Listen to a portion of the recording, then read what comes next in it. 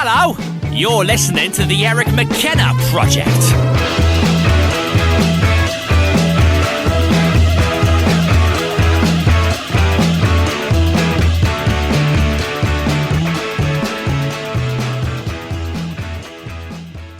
So, yes, I think sometimes I go to the bathroom, Kevin. I come back in. Things get a little weird sometimes. I come back in, knobs return, volumes are different, input levels are different. People probably put gum underneath this table. Shh. Oh, come on. Really? No, I'm only all paranoid. Good to see you, man. Good to see you, man. So, finally you're here. I had to get you before you're leaving. I appreciate that. So, you're going to Texas. Yeah. Before we even start, to be honest, bro, this is 9:30 on a Sunday. Yeah. We made this work. I leave to go to Chicago tomorrow. I'm back for one day before I move. I appreciate this. That's what I do, bro. Yeah. I was listening to the Lord, a Lord on the way here. Not the Lord, but with the E, And, on a Sunday, it worked out perfectly. 9 in the morning. I'm hyped. I'm excited. Well, you're like my motivational speaker, man. You're like, you got me up before noon. Do you hear that, friends? I am now in motivational. I think it's the best I've looked in like a week. I swear I haven't been sleeping at all. You're going to Texas. You and Rogan hanging out. Yeah, I've met him before. A very, very intense guy. I appreciate his comedy and everything, but very masculine, And what do you mean by that? I went Paulie Shore. Turn that second knob down again, bro. Sorry. This guy's killing me over here. There you go. I just have a very deep voice. That's good. Is that good? Yeah, that's better. We both have decent radio voices. I'm telling you, that's that fucking... Someone's coming in here and turning knobs, man. Yeah. You have like a knob ghost or something? It's a conspiracy. I'm going to have to look. That's why these lights are flickering. Maybe that, or I'm going to leave the cameras on when I'm not here. Whoa. It's amazing. So we have long shows, and sometimes we have breaks. People got to piss. So while we do that, the cameras stay on. Oh. And the guests seem to forget that. There's some old lady that walks in like, what do you think you do? What do you do? No, the point is sometimes the camera's down as we all take turns using the bathroom. Yeah. So I go to edit later, and while I'm at the bathroom, then you hear the real story. Oh, my God. Yeah, so back to Rogan. So he's intense in what regard? What do you mean? Just very serious, Really? You can tell this guy lifts weights every day. I was interning and working for Paulie Shore for a bit in Los Angeles at the Comedy Store. I saw my idols there every night, so I'm working for him during the day, and then I'm like, oh, this guy's performing at night, I love him, and he's like, oh man, let's go see him, and I went to go give him a fist bump, and I just held it out there for 10 seconds, and then he stared at it, so I put my hand out, obviously. I was like, all right, handshake, that's professional, and he just shook it the toughest. It's I don't know what The Rock gives handshakes like, but I felt like it was just a boulder. This guy's playing with stones every day, he's really just gripping things and just getting his, what is that thing called where you oh yeah, I remember them things. Yeah, you're just gonna take your anxiety off. I feel like he's using one of those at all times because his handshakes, his grip. And yeah, so he gets on stage, he's laughing, he's goofing off, and he seems like a fun guy, but it was just very intimidating for a young 20, I don't know, I was 23, I was really? Like, this is interesting, but I don't know. I'm sure if I met him again, I plan to in the near future, and I'm sure we'll be goofing off and having a good time, and I'm excited to go down there and see him at Stubbs with Dave Chappelle. Yeah. So they're doing that together, and supposedly Joe's opening a comedy club down there. He's trying to open 2, supposedly, so... Really? Yeah. So he wants one supposedly for the younger talent and one for the headliners, a bigger venue and a smaller venue. He's got the money now. Right. That's what I'm saying. He's got enough money to. Joe, you have enough money. No one ever has enough money. Yeah, but now he does. He's got more money than God. Now Joe. What has he done? What do you think he's done to modern comedy? Where's his place in terms of him and in terms of what he's done from a notoriety standpoint? What do you think? I feel like Joe Rogan has changed the game completely, especially with social media and the next generation of talent. I feel like he's really inspired a lot of the younger talent in a way that they are trying to innovate their way around comedy because, back in the day it was just stand-up, and then you would have radio. And then it goes to TV and movies if you're good enough to get into screenwriting or get an agent or whatever.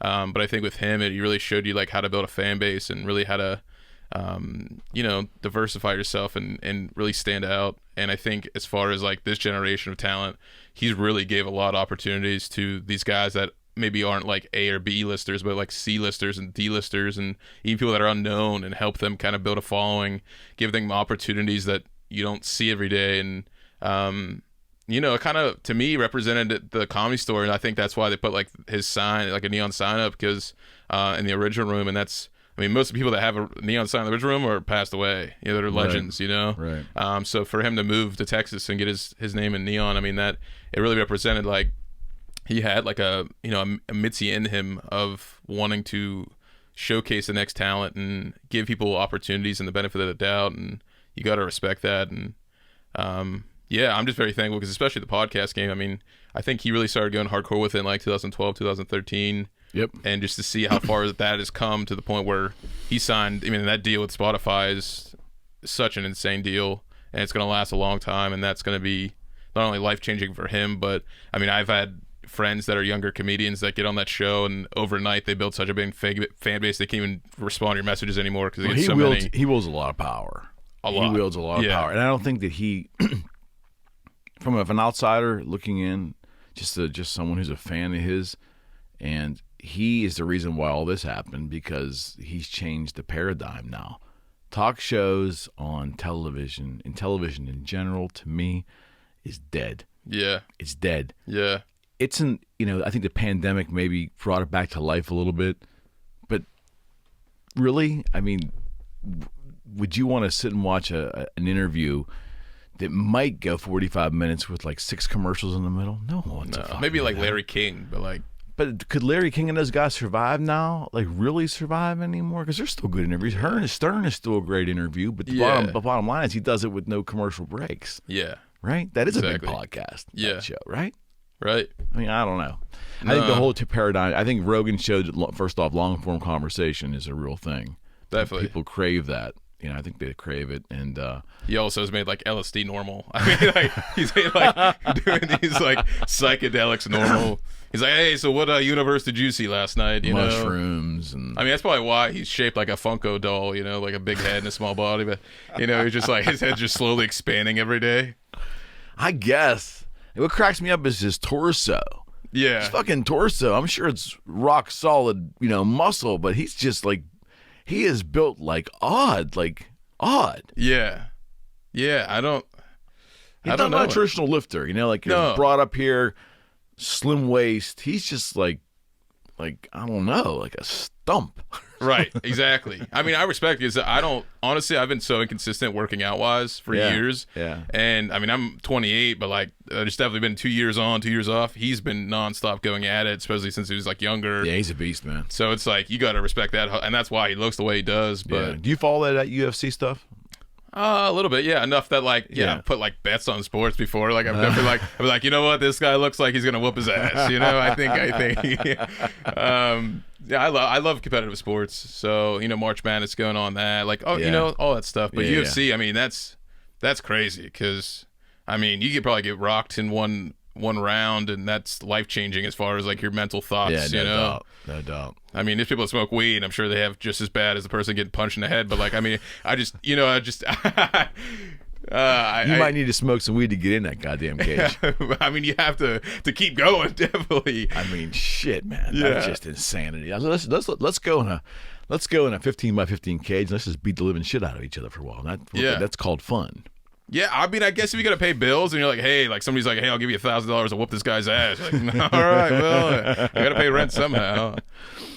All right, man. What the Pittsburgh the Pittsburgh comedy scene, before you could tell, was a long night. In general, man, what got you into comedy here in Pittsburgh? Was it something you dug as a kid? You always were just wanted that center of attention? Was it someone in town you saw locally? Was it national comedy? What got you into comedy? Yeah, I don't know, my family. I mean, at a young age, my family let me watch bad things, like that. I had, as much as I had a bedtime, I mean, which was like even 10 p.m. for a 7-year-old, it's late as hell. I would be up until 1 a.m. or 2 a.m. watching like VHS tapes of Jackass, or like, Van Wilder and stuff, stuff that you definitely shouldn't see at 7 years old. A 7-year-old. But every Saturday night, my parents would stay up and watch Saturday Night Live with me, and that was kind of like, they'd let me stay up until 1 a.m. watching the show on Saturday nights. And even though you didn't understand probably a lot of what was going on, you know what's you funny? did understand. Like they had like the ambiguously gay duo, and for some reason I thought it was hilarious, and I had really no idea though at the same time still, you know. And there's still, you can't even find it on YouTube really because it's bad. Like it's bad. They wouldn't even put that in the rerun, you know. But before that, they did a character called Pat. Pat. So before your time, probably. Is that the old lady that looks in the mirror? No, Pat was the woman who, I guess he was gay. That never really was assumed. It was maybe assumed. Yeah. But no one knew what her sex was, and they built a whole movie called Here's Pat, or It's Pat, or whatever it is. And that was a thing 25 years ago that they could never do today. Right. Yeah.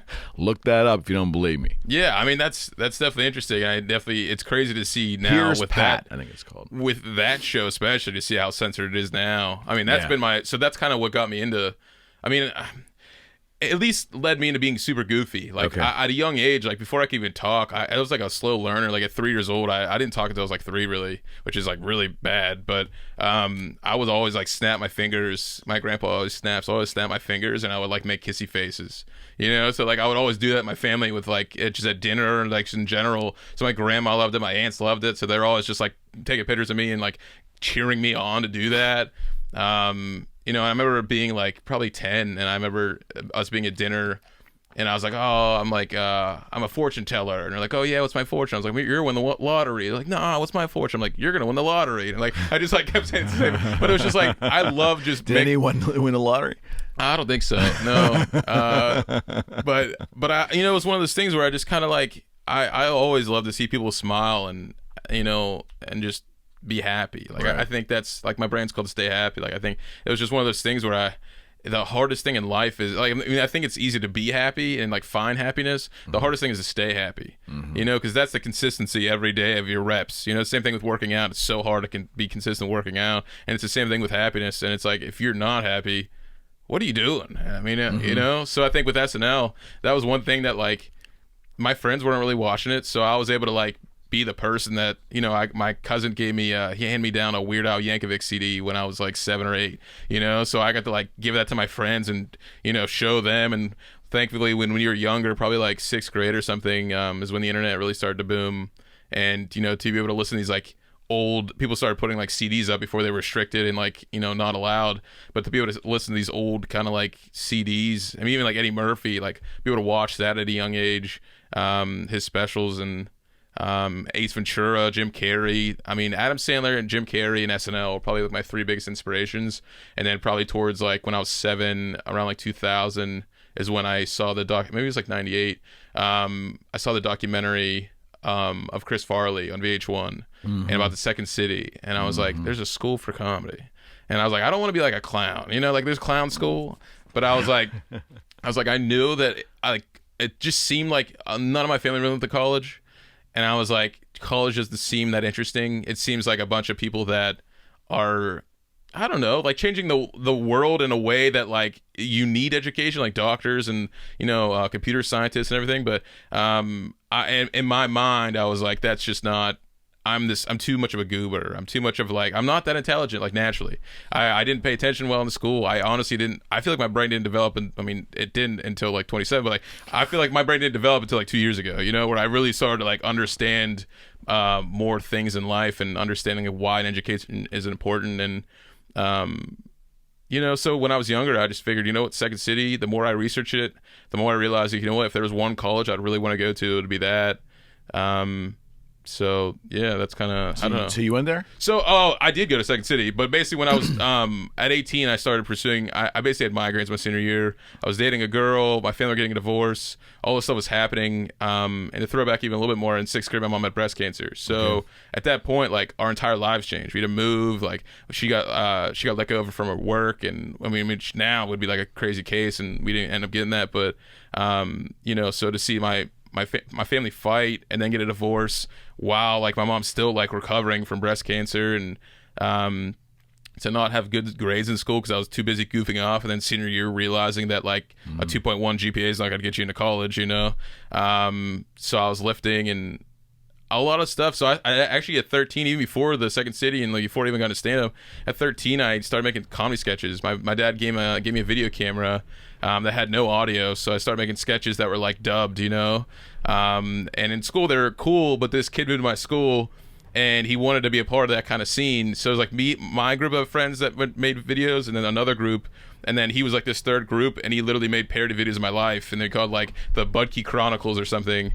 And it had like a pan on my head because I was just a dumbass. Where is that stuff now? He took it off the internet. Yeah, I wish bro. They had like thousands of views. Like I was actually like I became like famous in school overnight, but like as like the loser, but like also it was kind of cool. Like where is that stuff now? Yeah, that's going to resurface at some point in time. Yeah, I hope there's like one of those sites you can go to 2002 and see things. You know. I don't know what year this was, but probably like 2007 or something. But right on. You know, so that I kind of took a break from doing that stuff. I was like, you know what, this is what I want. I want to be on SNL, but if I'm going to get made fun of for it, I didn't understand that concept of like cyberbullying back then. Nobody did. So I started lifting. I got into football. My brother was doing that, so I was like, that's what you do. That's what you know, in high school to be cool or just to like make friends is to play football. I wasn't a very violent person, so like. I would hate to. I never started really until my senior year because I just hated hurting my friends in practice. Because if I'm going to go hard at something like competitively in football, like you're gonna, especially a lineman, like you're bumping heads of people. My shoulders still hurt, my wrists, my ankles. You know, I got scoliosis, so that definitely didn't help. But that definitely got me the traction that I needed to understand more about what I needed to do after high school. So then, my senior year of high school I had migraines really bad from all that. I canceled my tuition to Edinburgh. And then I started a clothing brand because I wanted to meet Mac Miller. When I had migraines, all I could do, like when my head wasn't hurting, was listen to Mac Miller and hear like "Follow Your Dreams," you know, or Rob Dyrdek's Fantasy Factory, and you know, again, follow your dreams, like do what you love. And I'm like, why isn't anybody preaching this around here? Why is that not a thing here? Why in high school do I have to hear about like going to school to be a teacher? Why do I have to hear about going to be a nurse?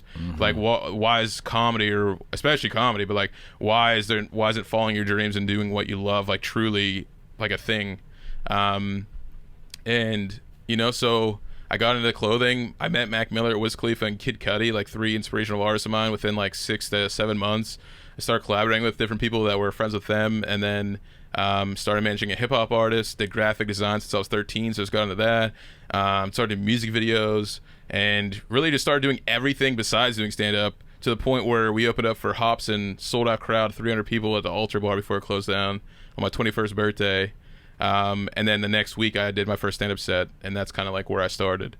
And you asked me about Terry Jones, who was on here, and I love that episode so much. And I mean, he's such an intelligent guy, hilarious, and very talented. No doubt. But when I first started, I taped my first performance, and I posted it on the internet, and I basically I messaged anybody that I knew was doing stand-up here. I researched what I could, and I wrote for 4 months beforehand because that's how much I was studying the game, just trying to be funny.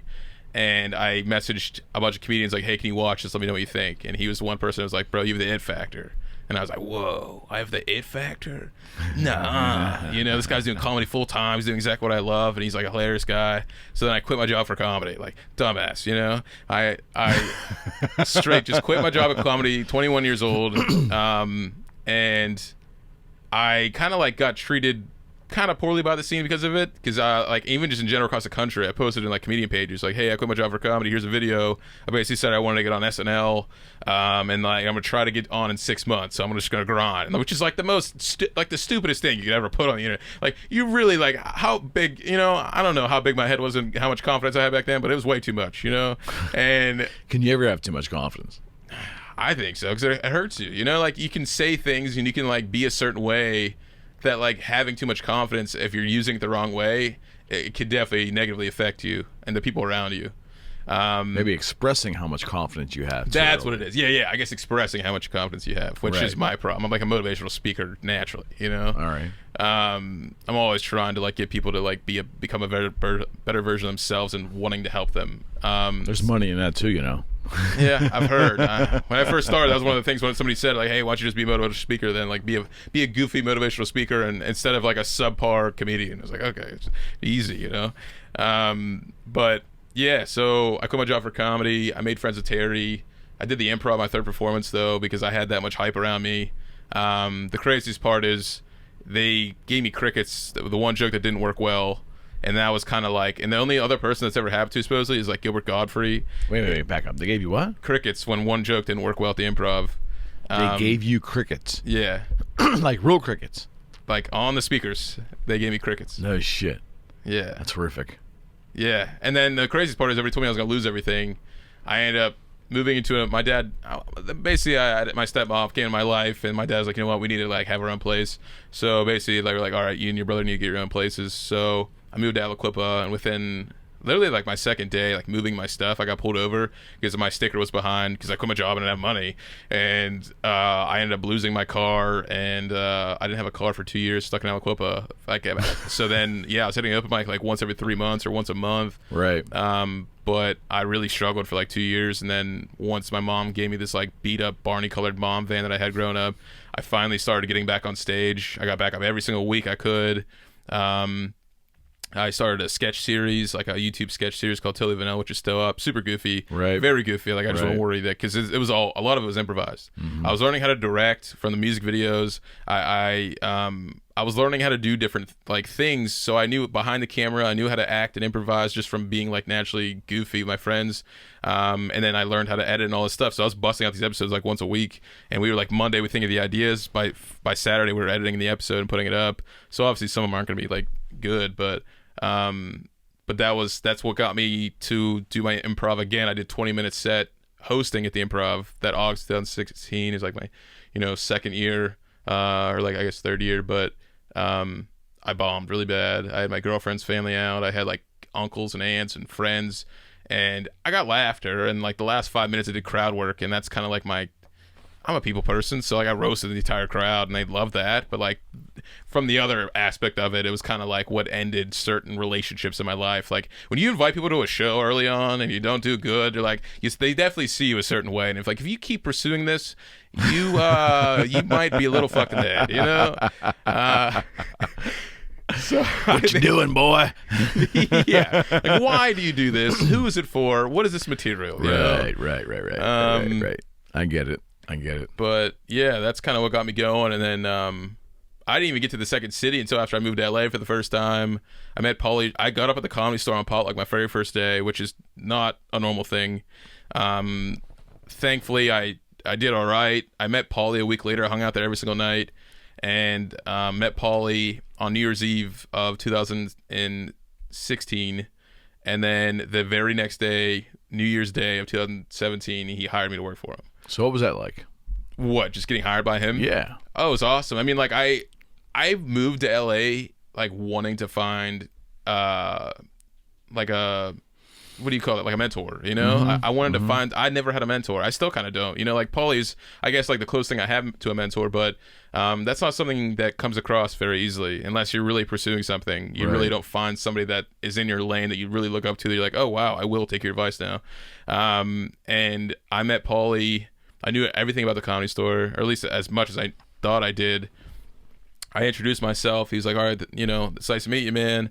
And I was super nervous. And then I saw other people introduce themselves. And like, hey, can I pitch you a script? He's like, no, buddy, I'm good. Thank you, though. And the guy just kept going with it. And he's like drunk out of his mind to the point where like, the guy was like, so this guy had a girlfriend. And they got to the point where like the guy asked 3 times. He's like, all right, I'm done. Like I'm getting out of here. Like, I'm sorry, dude, but like I just warned you. Like I'm leaving. And then the girl ended up leaving the guy to go with Paulie Shore and hang out with him for the rest of the night, which is wildest shit I've ever seen. Like meeting Paulie Shore. So then later on the night, I saw him again in the hallway, like the back hallways where like a lot of the comics hang out. And he was just about to go up. And he had 2 girls, like one girl on each side of him. And I'm like, hey man. He's like, hey, you the guy from earlier? I'm like, yeah. He's like, tell me about yourself. And I was like, oh, okay. I'm from Pittsburgh. I did the Pittsburgh Improv a few times, and kind of knew. He's like, oh, so you're green. I'm like, I don't know what the hell that means, but yeah, I'm green. Yeah, and I was like, I'm a newer guy, and he's like, well, you're obviously new here. You're obviously new to Hollywood, right? And I was like, yeah. He's like, I could tell because you're smiling and you're happy. And I was like, oh, why everybody out there's all fucked? That's what he's saying, right? He's like, everybody's fucked in Hollywood. Yeah, he's like, everybody's just depressed and miserable because they're not getting the opportunities. They've been here for 10 years.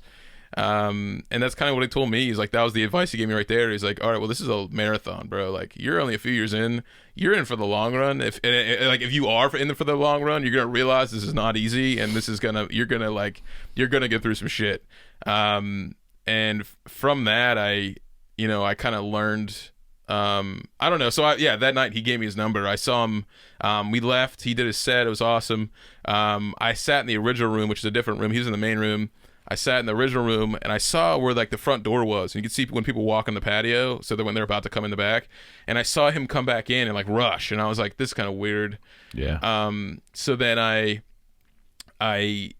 walked in the back hallway as if he was gonna come to me and say what's up for some reason, which sounds like the biggest. I got big head kind of thing, but he did. He's like, "Hey, I was looking for you. I want to give you my number. I'm looking for a writer's assistant. Is that something you'd be interested in?" And I'm like, "Yeah, And he's like, "How fast can you type?" And I was like, "Fast as you need, How I got fast do you need? And the next day, he's like, "I'll hit you up in like a couple days." He hit me up at like literally 8 a.m. on New Year's Day. And I didn't even go to sleep until 4, like it was like I was having a good time. He's like, "Can you take a typing test for me real quick?" And I was like, "Oh, sure." I failed like the first 5 of them. He's looking for like 80 words a minute, and I got like 60, 65, 70. And I finally got one where it was like 81, and I sent it to him, and he's like, "Hey, great job, buddy. See you tomorrow."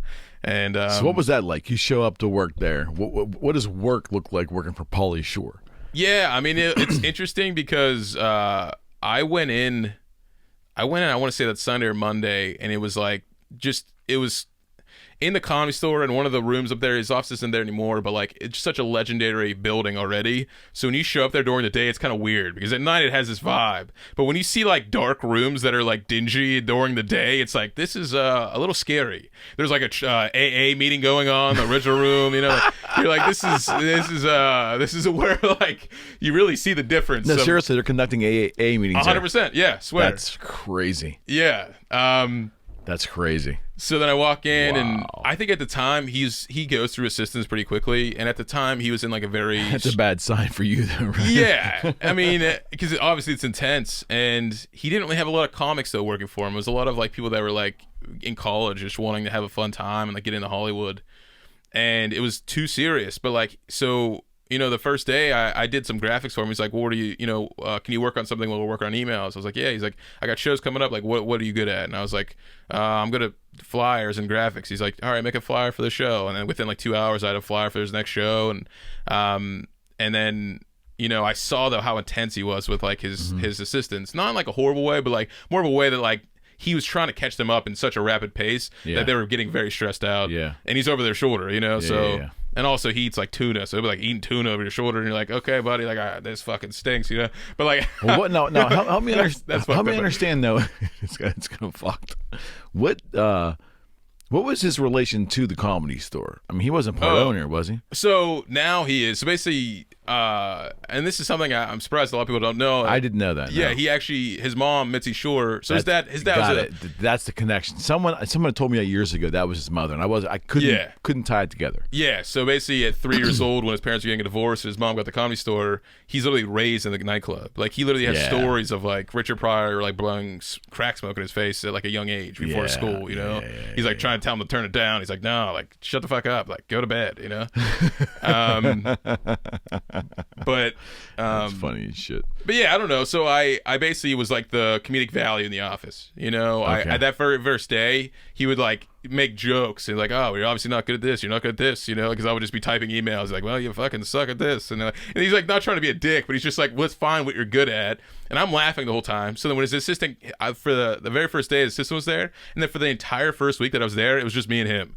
So I'm like, I'm trying to catch up myself. I'm like I understood the stress, but I'm laughing, I'm goofing off. I'm like, if this is my last week here, like, because he was like, "I don't know how long you're gonna last. This is like a friendship, a new friendship." He's like, "He could be a day, a week, a month, 6 months. You're probably not gonna last more than 6 months." But like, he's like, like it was intimidating, but when his assistant came back, like I really brought that value, so we were laughing every day. It like brought that culture together of like, okay, we should get more comics in here. Yeah. And I helped him with video editing, I helped him with graphics, and it got to the point where I was just working so hard that and he's also putting me on Potluck too, which was like, again, these are things that don't happen for any people. So for me telling you this, like, this is something that like I'm very blessed to have, because there will be people that listen to this like, "Oh man, like that can't be true. That can't be true." Like that is something that like for me it is. Like I went there looking for a mentor, And I was like thankfully blessed enough to get that opportunity to be a part of the Comedy Store family. He even made me good for the first month before I could even open up for him, which I didn't even expect to. I just expected to like just have fun and be a part of something cool. But he was like, all right, like eventually I'll have you open up for me if you're good enough, because he saw me developing material and he even helped me write my material of like what I should be talking about. What was that like, stepping on that stage for the first time? The Comedy Store? That had Store? to be surreal. Oh yeah, I mean the first performance I actually did like 2.5 minutes, but you get 3, and I almost shit my pants. Like I was like sweating the whole time. You know what's crazy? When I first started comedy, I started drinking. Like I would drink before because I was like, that's what's gonna loosen me up. Because that's the number one fear in America, is to be on stage performing in front of people. So like I didn't want to have that fear. So I was like, I drink Jaeger. I'm a German and Polish and Irish. Out? And I mean for the first couple performances it worked out all right. But that one, I didn't know, like you had to sign up. You had to wait an hour to sign up. Then you had to wait an hour to see if you got on, and then you had to wait a little bit to get up. So I drank like, and too early. I lived far too. Like I didn't have a car in LA, so I was living in Glendale. Okay. Glendale was like a half hour away, at least from the Comedy Store. So I drank like 6 shots of Jaeger before I left my apartment, which is the worst thing. So like I barely remember like signing up, and then I did it, and I just had confidence, but I was super nervous and sweating profusely. And then I met Preacher Lawson that day, who now is like a huge star, and this is before America's Got Talent and everything. Right. And I don't remember talking to him, so like I met him like a day later at the Improv. He's opening up for Dane Cook, and again, still before he was like blowing up. And I was like, "Hey, Lane, I love you. Like, I think you're great." He's like, "We met last night. You told me all this stuff last time." I was like, "Oh fuck!" I was like, "All right, well, this is something not to do," you know. So then, yeah, I mean, that first time was interesting, but the second time, that's when I didn't drink. I just go from the office of Paulie Shore's office down to the Comedy Store. You're like, I'm getting escorted to the original room.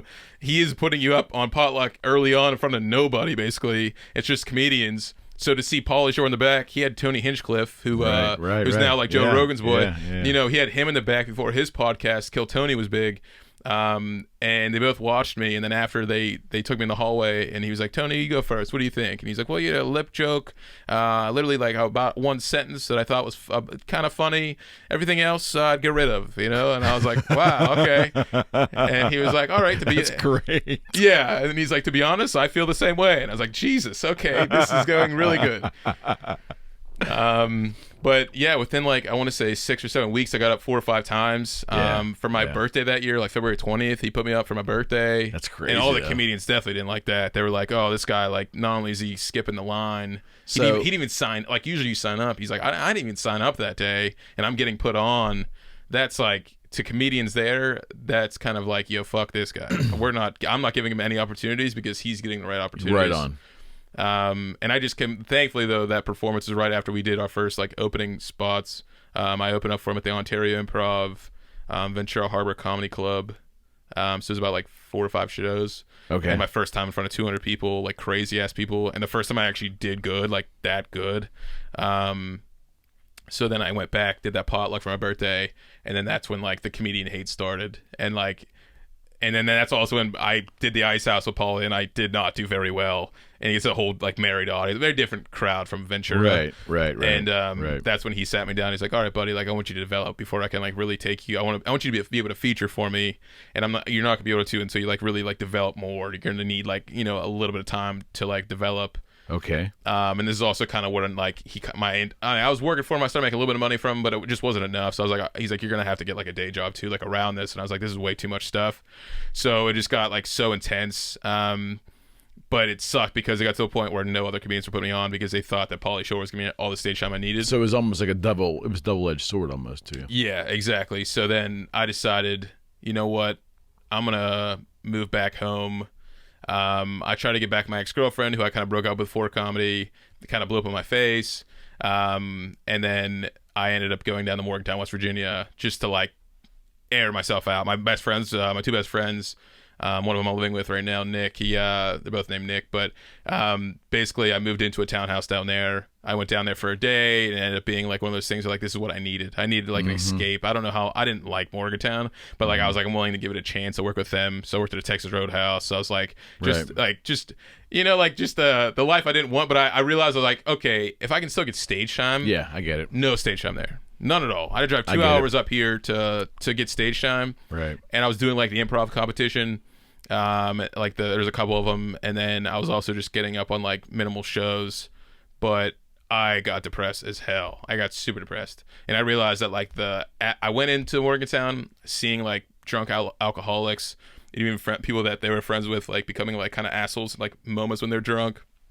And I was like, wow, this is like, these are just horrible people. But then the more I was there, I became that person that was like, just almost like frustrated, like freaking, right. And in my last week, for some reason, like, I'll say something I've never said before on a podcast, but I took LSD for the first time in Morgantown, and it really, it was Steve Jobs, Mac Miller, a lot of people that really inspired me. Like, you know what? Hey, like, this is not where I want to be. This is I've read a lot about it, and it's not something. I'm not a big druggy guy. Like, I'll smoke weed or whatever, but I'm not a big drug guy. And just to see how it turns out for comedians, especially. But LSD, I was like, I saw Steve Jobs talk about when you really need to find your soul, really need to find like who you are and where you're meant to be. Like, LSD is definitely something that he did to find that, and I did it, and I watched Rick and Morty. I was like at my friend's house, and I was tripping. Like, I literally was like, I would not recommend taking LSD by any means, but I was like tripping, and I saw Rick and Morty, the show, and they had like this multiple reality thing where it's like a split screen where like two things and multiple realities are going on at the same time. So it's like all the same people, but different things are happening. And I saw my life, and I was like, if I stay in Morgantown and I keep like dating this girl that I'm dating who wants to be in West Virginia for the rest of her life and have a family, I'm going to be stuck here for the rest of my life. I'm going to actually have a kid with her. I'm going to be stuck here. I'm not going to pursue my dreams and do what I love. The stuff that I sacrificed everything for me already, you know? Right. But the right side of it, I saw Chicago. I saw moving to Chicago. My dad lived at the time. My mom's in Pittsburgh. My dad's in Chicago. And I saw that, and I saw Second City, and I saw like really SNL in my mind. I was like, if I go to Chicago, it's the closest I'm going to get to getting on SNL, because Second City is like heavily affiliated with SNL. And at least I'm going to be able to do what I love and be around people that like appreciate goofiness, because deep down, I mean, even up front, I'm a goofy person. Well, you have to be in that line of business, right? Yeah, but like, I mean, to the point where like you're almost unaccepted by normal people because you're so goofy. Like, that's who I am. And it was just one of those things where I went to Second City, and I basically that day I decided, you know what, I think I'm going to move to Chicago and go to Second City and finally go to the college I've always wanted to. And within a week, that next week, I got into a fight with my best friend that like I didn't plan on happening, and we got in this giant fight. We weren't like really talking. I got into 2 fights in a row, like 2 days in a row, with like cooks there. Both of them were like, this one was like an older guy that just hated his life. And I was telling about the first fight, my best friend, I was telling my other best friend about it at work. Well, as soon as I was done talking about it, the other guy, this like cook, was like, "Hey, are you done talking about your fucking stupid home bullshit at work? Can you get the fuck back to work?" And I was like, "Are you fucking kidding me, dude? Like, go fuck yourself. Like, I don't give a fuck about this place. I really don't. You know, like, I'm here for my friends." And that was like the second fight. The first fight was like a baker that like I dropped his coat on accident because I was getting a girl croutons or some shit, and he like got into my face and wanted to fight me. You know, and I'm a nice person. By the end of the day, I drove him home because that's who I am, you know? But it was just bizarre. And then the third day when that guy got in my face, I was like, what? I was like, get the fuck, are you fucking kidding me? And he literally got in my face, was like about to like fist fight me, and I was about to rock this dude's world. Like, I was stressed, you know? Instead, I walked outside, I punched like a locker outside, which still has a pretty big dent in it. I mean, I'm not saying I'm a strong guy, but and I basically drove off. I basically went to the gym, and then my friend texted me and said, "Hey, come back to work, or like you're fired." And I was like, you know, that guy, if you can like take him out, I'll work. And he's like, "No, you're gonna work with him." And I was like, "Fuck that, I'm out." And I packed my stuff and I left. And thankfully, my friend forgave me, and I, you know, I'm living with him now until I move out, obviously. But that was kind of like the moment in my life where I realized, you know what? It's time to really, again, to start making decisions for me. You at some point you gotta be selfish. At some point, like I do a lot for other people, of course. But I had selfish moments that got me into this position. I needed to be selfish to get myself out of this position. Go to a city where it's brand new again, fresh start. I saw how hard LA was, but I heard good things about Chicago. And then when I got there, I realized that like you can get up, like LA can get up maybe 2 or 3 times a night, but like sometimes, or most of the time, you're gonna have to pay money in order for that to happen. Then you're gonna have to travel like hours sometimes, depending on traffic, whatever. And sometimes wait 3 hours. I mean, to get no laughs from anybody. Right. Whereas Chicago is like, I was able to like walk a couple blocks and get up 3 times in a night, meet the right people. And then that year when I started Second City, within like a month, I realized like, wow, like you ever feel like this is something you're born for? You know, that was like going into Second City. Within a week, I realized like this is exactly what I was born to do. Like just not even just improv, but like just being a comedian and like making people laugh and smile. Because like I wouldn't say that I was like a standout in my class, but like my whole class is very talented. And it was like I have moments where like I black out, where like I'm having so much fun, I'm in the mode, I'm in that zone of being goofy so much that like time flies and you don't remember it. Because you're like it happens. Jerry Seinfeld went on the Tonight Show when he went back to comedy in like 2000, and he had that moment happen to him, and he's like, I just blacked out. I was like, so he watched it set later because he really didn't remember it. Like that happened to me. I was telling you about Meadville. I was in Meadville Friday night, and I did 23 minutes for the first time in a while. I got to finish the show, and I honestly had a pretty good set in my mind, but I honestly don't remember 3/4 of it. Like I was just so like, that's interesting. I was so in the zone, and that's where I know that I'm like back in it, like again, like I'm feeling comfortable because like when like that's gonna hopefully that happens to me this week, you know, like probably have every show's like that. But accomplished musicians say something very similar to that. If they're having an exceptionally good show, they just know it's a great show, but they can't go back and reflect on it because they just don't remember. Because you're like so in it, like it becomes natural. Like it literally becomes the point where like you know, like especially when you know your material so well, it's just coming out of you. Like it becomes part of you. Like it's. I don't even know how to like explain you need that every night, right? That's I mean, I hope, but like at the same time, it's almost kind of sad because you're like you realize like how short life actually is. Absolutely. Because you're like, wow, like that moment I don't get back. Right. But like I would not want any other moment but that moment ever again. Right. You know. Right. So that was something when I went to Second City. That's what I realized, and I also realized like how to be a character, how to be like they teach you. Talk about Second City. So this is a college for comedy. College for comedy. Yeah, it's literally like. So what is that like? I mean, what is that? It was almost like a Disney cruise of comedy. Like it's one building that has, and they just sold the building, and like obviously like everything was shut down, so that kind of sucks. And I don't know. Hopefully everything gets back to normal of like the way it was there. Right. But basically, it's like a Disney cruise of comedy. There's like a parking garage. There's like a Chipotle underneath, a Starbucks that like all these writers are at every given hour. There's 7 different stages of all different sizes. 2 of them are considered like the main stages where if you work hard enough, you get on the second one after like so many years. If you work hard enough I mean, again, and these are handpicked people, so like you might never. People expect to after 15 years and still never get it. Right. But the main stage is where you see like that's where Steve Carell starred, Tina Fey, all those guys. When I was growing up, there was Second City Television. Yeah, SCTV. Is it the same organization? Yeah. Yep. So it was a Canadian thing originally. Yeah.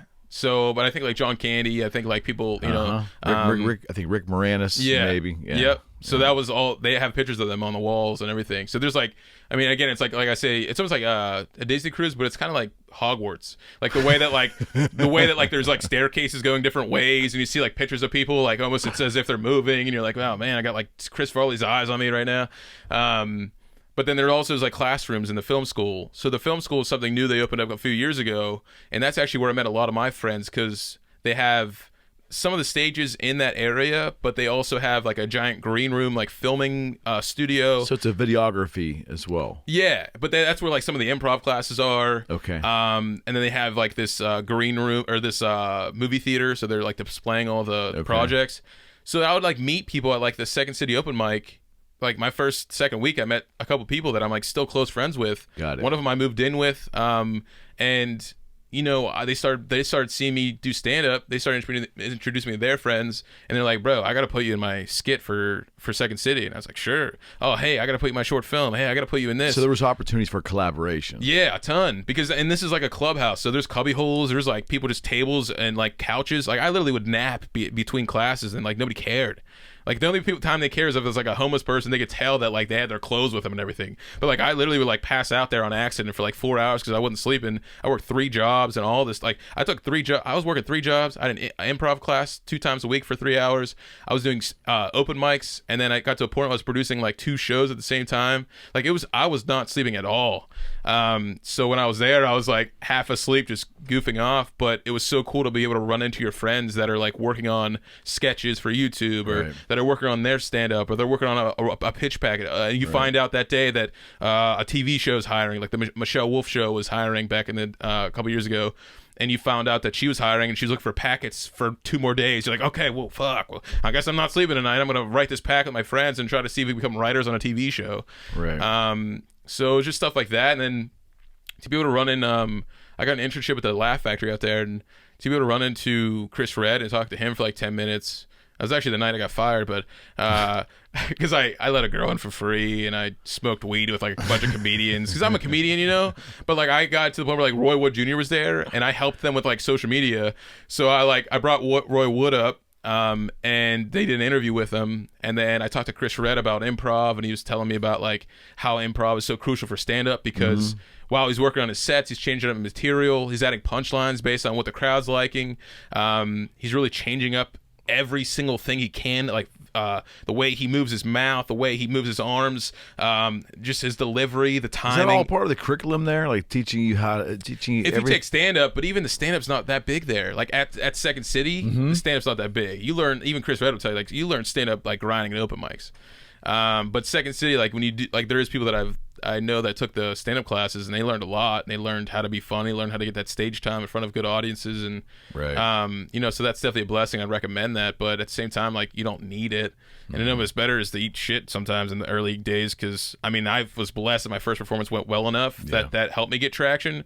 But again, like I said to you, like by doing that and getting traction, it's not always the best thing. Some people don't want to see you do good because of that, so it's intimidating. That's what makes you want to quit. But I think that's what the average person who just knows what stand-up is, they really don't understand. You go to a comedy club and you may know the headliner, you don't know who's in front of them, and you just see them, their performance, they either bomb or they do good, and you go home. The average person doesn't understand what it took even to get there, to get to that point, as you know, an undercard. You know, that what it takes even to get the courage involved to go do that. Just the courage alone to do that. Right. Let alone the grinding and how long, and then finding what's funny and dying on stage how many times. Yeah. Average person doesn't get it, well, including me. And to summarize 2 things, like the improv aspect, like seeing the people open up at the improv. There's even this new comic that I put on my showcase recently at McKees Rocks. I just sold out. I mean, I don't want to, but, you know, I sold out a show, Kevin Budkey, for the first one I ever did that, and sold out at that Parkway Theater. But there was a comedian I put on. I reached out to the open mic scene. I was like, hey, I'm looking for guest spots. I have a few left. I want to just reach out to some up-and-comers and give them some opportunity. And this one guy came out, we call him, I guess his stage name Z, but he only performed a few times, and he's been doing the online open mics and stuff, and he did really good. And he even sat me, I drove home. I was like, hey, we took him out to eat, and we drove him home, and I was like, hey, like he's asked me all these questions. He's like, how do you become like a guest spot at the improv? They become improv, like hosting and featuring, etc. And I was like, honestly, like you kind of need it in. You kind of need to go to their open mic or like need it in. But I'm even at a point now where like I produce sold out tour shows across the country. Paulie Shore took me to the Chicago Improv, and he literally, with the bookers, he's like, Budkey's king. He's like having them like talk with them, like sing with us, Budkey's king. And he's like, you're gonna put Budkey on, right? You're gonna keep putting Budkey on. I never heard back from them. You know what I'm saying? Like it's just and I had a good set, but that's a unique, interesting aspect in it alone. But so it's all politics then. Some of it, you know, not the politics that we think about politics, but it's political. The way the maneuvers are done within the comedy world. I mean that, but also like certain material they're looking for. I mean, when we did the Chicago Improv, the people that had a feature and open, they found out 10 minutes before their sets they had to do clean material. You know what I'm saying? But then for me, he's like, hey, have fun, buddy. You know, and I fucking did 5 minutes swearing and talking about my balls. You know, and you're just like, you know, so it was just an interesting perspective. But like Second City, like that is, they literally, their motto is like, find your funny. And what they teach you as far as improv is becoming a character. Like they'll be like, all right, this is your name, Steve. I'm like, all right, my name's Steve. Like, all right, Steve Franklin. You know, it's probably someone famous. I don't know. But they're like, all right, you're Steve Franklin. How does he walk? How does he talk? Yeah. You know, what is his demeanor? What is he out for? What is his goal in life? You know, how does he treat people? You know, and then they're like, all right, and then they'd put you in like these scenes where like you basically would have lines of 2 lines. And then one by one, you're getting matched up with random people and having a scene with these people. Right. And then they're telling you kind of like what your goal is to get out of the scene, you know? So then you're having a conversation as this person, you're walking as them, you're doing your thing, and you're learning how to like become like, you know, I learned when I was doing the shows how to like just do physical stuff without even having to talk. Like you can really get a lot of laughter from being a physical comedian. And Well, Farley was, right? yeah, 100%. And that's kind of when my first like couple weeks, I was like this loud, obnoxious guy. Like I was like bringing my Farley in and like, all right, Farley, settle it down. Now try to do it without yelling and screaming and being like so outlandish. Yeah. But yeah, exactly. Like you learn how to put everything into it, like physical and just everything you have. But it's just interesting. It's interesting because you see people that take that class because they want to for fun. Yeah. And then you see them come out and they're like, all right, I'm getting spots at Laugh Factory now because I just auditioned there and I smack cheeks on stage, And you're like, wow, this is, holy crap. You just turned an amateur into somebody. And then LA is like the next level of that where I got to see literally once a week somebody go from like being homeless to getting a TV credit and their life changing. And it was like, that is like, so you're seeing, Second City and like Chicago is where you see these people find they're funny. LA is where they turn their funny into a career. Right. And right. Yeah, but how often does that happen? Once a week. I'm telling you. Literally going to the Comedy Store every single week, I'd see one person that would get put up because they literally just got a TV credit. So they have it. Whatever that it is, or they just had an opportunity. They were prepared for that. Like Chris Red told me, he's like, be prepared for the opportunity. If you're prepared, no matter what, as long as you're prepared, something will come up because that's how comedy happens. So you'll get hit up 30 minutes, especially in Chicago. They're like, oh, hey, you have 30, which somebody just backed out of a half-hour spot. Can you come here in 15 minutes and do a half hour? And you're like, yeah, But if you're not prepared for that and you bomb, you're never getting that opportunity again, or at least for a few years, Yeah. So that's kind of what LA was. These people are prepared. They literally live in their car, Wow. like Tiffany Haddish lived in her car. A lot of people live in their car, and to the point where they're literally thinking about stand-up all day, every day, nonstop. They have no money, but the money they do make are putting into open mics to get better. And you got to respect that hustle, and you got to understand, appreciate, and it get sounds inspired by it. It sounds like an insanely difficult. You got to really fucking want it. Definitely. Yeah. I mean, I've sacrificed everything for comedy, and I've lived in probably 11 or 12 different places now in the 7 years I've been doing stand-up. I've lost a ton of friendships. Which some of them, I guess, my fault because I'm just so busy that I'm not like talking to people all the time. But can you articulate what that drive is inside? Like what keeps me going?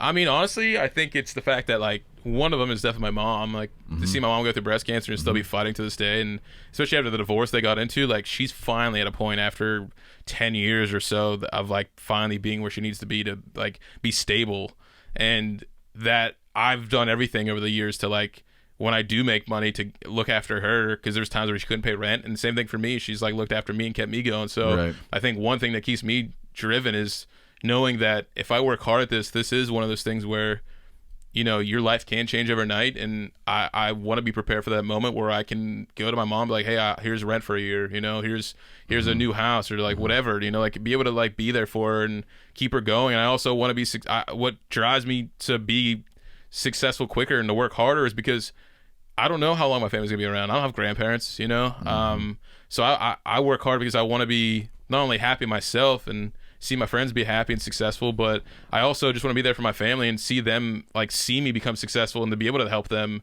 Because if I would feel heartbroken if my family passed away and then I became successful and I'm like, what is this for? Who am I giving this to? Who am I? It's like the guy that plays Keanu Reeves, it's like the same kind of like story of like I that's such a sad story of like his family passing away, and now he just gives his money away because he's like, I don't even need it. Like what do I need money for? I don't need money to be happy, and money's not about happiness. But I mean, I've definitely sacrificed myself and have driven hard because at the end of the day, like it's life changing to be able to go up on stage and bring a smile to somebody's face. You don't know what people are going through. So if you're gifted enough to be able to like change somebody's life in some way, like why wouldn't you do everything you can to do that? Yeah. And again, life's short, like, and especially for like comedians' lives and even my family, it's like, like I might only live until I'm 55. I might only live until I'm 33. Like I don't know. Like I that's why I don't go into like hardcore drugs or anything. Like I'm not. In my mind, I'm like, bro, that's only gonna make your life shorter. Like my life's already short. So I think if anything, my sleep schedule's fucked, and that's maybe what might hurt me in the long run. But at the end of the day, I really just want to bring a smile to people's faces and bring a smile to my face, and just bring that positivity to the room and that energy. What's that like being on stage? If you can't articulate it, what is it like being on stage when it's going good, when you're getting the reaction you want, you see the smiles, you see the laughter, you hear claps, and then conversely, when it's not going so good and you see stone face or you see grimaces or you start to hear it. Yeah. Two peaks of your existence, right, you know? Right. I think when you're having a good set, like I think on Friday, like I said, I was almost like blacking out because I was having such a good time, and I felt when you are to make people laugh, it's probably like being the highest high of your life, you know? I mean, that's probably why there's certain people that do pursue this path that get into hardcore drugs, because if you have, let's say, a peak moment of your life where you're in front of 400 people and you're making them laugh and waves of laughter, right, and then 2 weeks later you're not even getting up on stage anymore, that can, you know, that's drastic. I mean, that peak emotion of 400 people laughing because of you saying words it's like being like a preacher, I guess, or like feeling like Jesus, you know? You're like, wow, like I feel like I'm feeling praised. And I don't know. Yeah, it's a high. It's like the greatest feeling in the world, I think. But yeah, the opposite, where, you know, I did my first set back a couple weeks ago, you know, for this year. I got up and I did 15 minutes up front, you know, and they're like, all right, like, you know, typically like I go a little bit later. I'm a feature guy now, you know, I'm like getting to the point where I could probably headline. And I went up first in front of a free show. Like, I don't really like free shows because that's typically when audiences aren't very good. They're there to bullshit. They're there to just like, hey, Betty, you want to go out today? Let's get a drink and fuck around. You know, I heard there's free laughs. You know, like, fuck, if you get free laughs, why wouldn't you get free laughs? You know. But, you know, half the crowd wasn't paying attention. They were there to eat and celebrate. Somebody was having a baby, so they're like, whole table is like celebrating, cheering, and talking real loud. And you're like, I'm like, hey, I'm this guy. He like brings me up, like, you know, like a touring act and everything. So you expect like the crowd to like be appreciative of it. And you see the tables that are, and then you see all these tables that are like, all right, bro, like I'm not even here for this. Like, can you shut up? You know? And like, you know, so I'm doing my material, and then like there's a guy, I don't know, bro. I basically, when you're not doing good and you don't feel the energy in the room, you don't want to be there. You do not want to be there. You don't want to. I mean, it sounds bad to say, because I'm at a point now where I don't feel like I'm fine with accepting the bombs now. I'm fine accepting the moments where it's not going that good. So I don't feel like rock bottom anymore. But when you're starting out and you don't do good, especially, it has to be devastating. It's honestly, yeah, it's like getting your heart broken, especially over and if they over give again. you like 5 minutes and you know you feel nothing from the beginning. So you're 30 seconds in or a minute in, and you're like, you're dying, right? Well, you got 4 minutes to go. Yeah, I mean, the craziest part is like you're not into stand up as much as I am, but like you'll see people that are starting out, or even people that are in the game for a while, and they still won't get a laugh for the first minute. And to me, that's like, you know. Now I'm at the point now where I shoot for like 8 punchlines my first minute. I'm aiming for like 8 laughs in that first minute, because I want there to be such a warm feeling of me getting up there. They're like, whoa, what box did this guy come out of? Like, it's like the, you know, that whatever that thing is that the guy pops out. Like, that's literally me when you bring me up on stage. And yeah, so I think now it's the point where like I will do everything I can to get away from that feeling, and especially in the first minute. And within that first minute, I'll know like, okay, this is gonna be a good night, or this is gonna suck. And typically, if I'm feeling groovy and I'm in it, I'm being extra. Yeah, I don't know. I'll be like, hey. I'll throw in like the weirdest like way of saying things to the point where I'm just like, I'm gonna do everything I can to make this guy puke laughing. You know, like. Yeah. What was your worst time? Do you remember your very worst? My worst experience time in front of people. Yeah, I mean, honestly, I think not even in front of like a large crowd of people, but my second performance. So after the first one, I got invited to an open mic in Mount Washington, and I invited obviously my family and friends saw the videos that I posted my first performance, and especially after I quit my job, I was like, okay, why did he quit his job? Let's see what this guy's about. Right. But then my second performance, I got invited to an open mic in the basement of a dingy, like a just scrappy bar in Mount Washington, and the basement. So this thing's like concrete. You're sitting in like concrete, like basically like chairs. Like somebody had like some fold up chairs too. You're just like, you know, like it's the worst of the worst. And I invited my girlfriend, my aunt, my mom. Okay. So they all came out. I'm wearing a Power Ranger costume because that's one of my first performance, which is the last time I ever wore that. And then every single comedian that came knew who I was.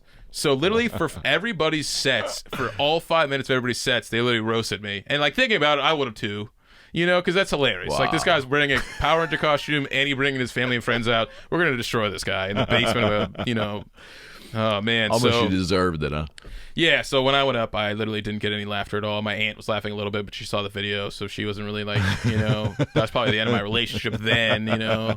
My mom, thankfully, still loves me and will go out and see me, but she didn't come out for at least a year. That's got to be hard for family, though, right? I mean, a new person in stand-up. Well, especially when a Power Ranger costume, though. Like, what is this, Halloween? You know, it's fucking what possessed you to do that? Like, where did that idea come from? I was working at the airport at the time, and I had a manager who like used to go to this comedy show in Dallas, which is ironic as hell now. But he said there was a show that they would throw like tomatoes or like some vegetable at the comedians if they weren't doing good.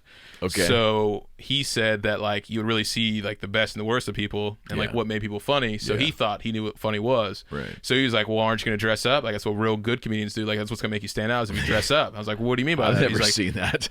Well, Eddie Murphy. He was talking about Eddie Murphy. He's like, oh, dress up like that. I'm like, all right, give me a $4,000 suit, you know? Okay, right. Or like, you know, whatever. And he's like, oh, wear something. So I was like, well, I don't want to go up on stage thinking I'm selling them a fucking timeshare, you know? So I bought a Power Ranger costume. Like, this is going to be the furthest. I want them to think like Will Ferrell's going up there and just goofing off, you know?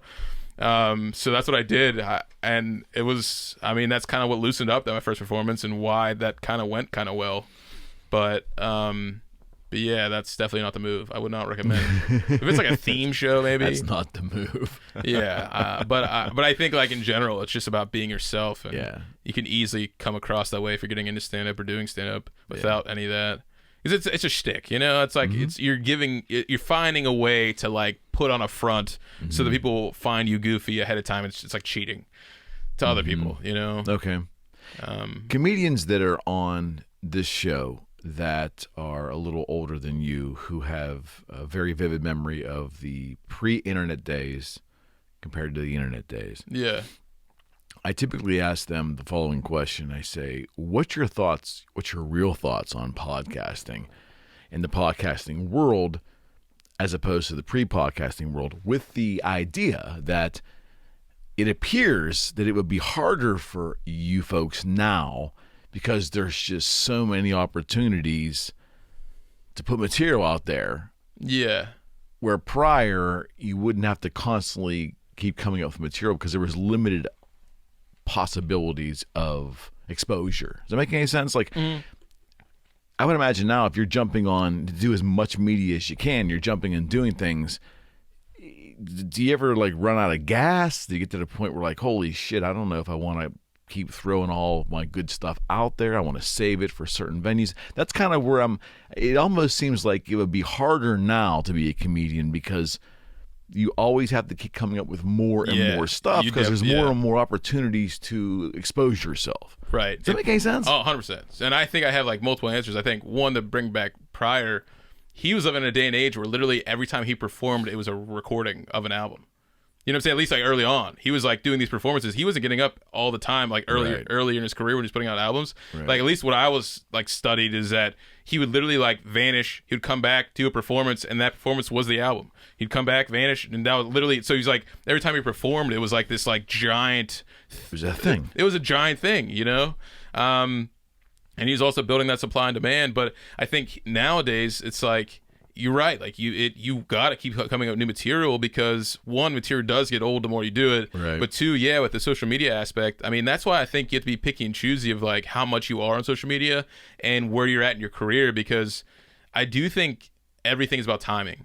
I do think that like if you're becoming successful, if you're getting like 1 million followers, or if you had like 100,000 even, or even 15,000, you're getting to a point where like you got to be putting out consistent quality product, because you're gonna lose that momentum if you don't. And that momentum is everything to you, because that's not only your way to get put on and like continue to do what you love, and get like endorsement deals or whatever, but then that's your way to like put on other people. So I think for me, I've been kind of picky and choosy of what I put on the internet and how often, because I really would like to put out an album first and then use that material.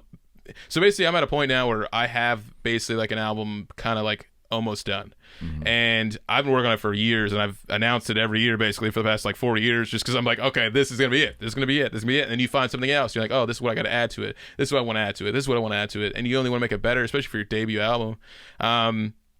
But I'm also, with my brand Stay Happy, I've been filming, like, one of my close friends told me recently, he's like, you're blessed enough that, like, your whole career has been like documented. I have so many videos of me on stage. I have so many pictures and like behind the scenes, and so we have this like Stay Happy documentary that's like eventually will come out. And it's not a priority right now because there's other bigger projects that I want to do first, so that we can show that aspect of what got me there. Right. But it's good to have all that in the bag. Right. So for me, it's like when I do feel like I'm starting to really pop off, and I feel like I'm getting to a point where people respect me. I'm starting to get attention, but and people are understanding that I'm goofy, but I'm still not fully showcasing it yet. Got it. Because I'm waiting for that right moment where like I finally announce something big. Got it. And then I build that momentum. Like Mac Miller, for instance, I don't know if you followed his career, but he basically got to the point where he put out Kids, a mixtape, and my dad was actually like part owner of the Club Zoo in downtown when I was around, and he actually did the debut for Kids. He did the debut concert at Club Zoo, and my dad actually was like, "Hey, you gonna meet Mac Miller?" Like the day before, and I was like, "That's another fucking white rapper. I don't care about him, Like I was like, who's this? Like he's not gonna be Eminem." And then all of a sudden, like 2 weeks later, the whole school's listening to him. I was like, I fucking love this guy. It's awesome. But to see how he treated that mixtape and to see how he treated like the build-up of that, to build an audience in his hometown, use that footage from the hometown show to sell out the rest of the shows across the country, and then to build up to the point where he got on the cover of XXL Freshman.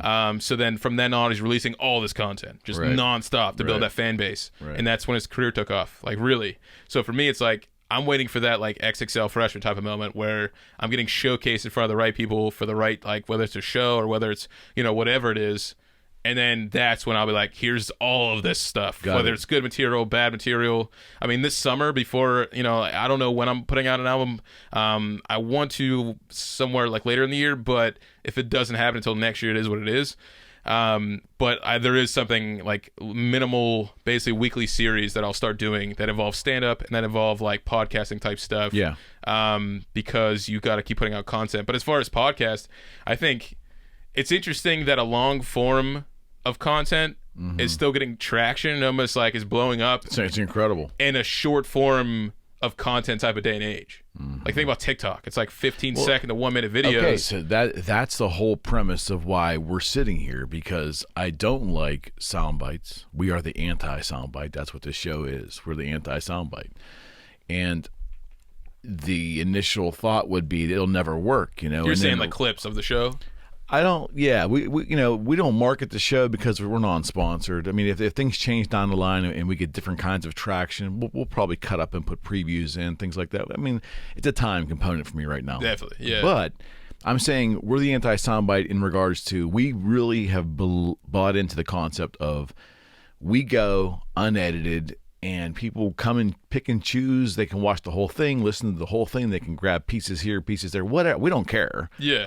But people seem to be the playthrough of the shows is remarkable, and like people buy into the idea of sitting there and absorbing themselves in someone else's conversation, which to me seems nuts. Yeah, especially for but it's real, and and we didn't invent that. Rogan and Adam Carolla, and I think even Howard Stern to a degree kind of bought into that long form interview. Yeah, and the public's got a thirst for it, man. I don't know how that translates to comedy. I mean, what's the longest comedy event you've done? Was it 38 minutes? Is it like as far as my set? Yeah. What's 30. So 30. Do you aspire to do even longer than that? Can you see 100%. yourself doing 16 minutes straight? I would not do stand-up if I didn't see myself putting out like hour specials at some point. Okay. Well, in a different kind of translation, it's the difference between you and I sitting down and recording 20 minutes of stuff, and me cutting it up and putting 4 minutes of that best of the 20 out there as our interview, right? I have no interest in doing that. There's nothing real about that. Yeah. And I would think comedians kind of get it. That's why I like having comedians on the show, because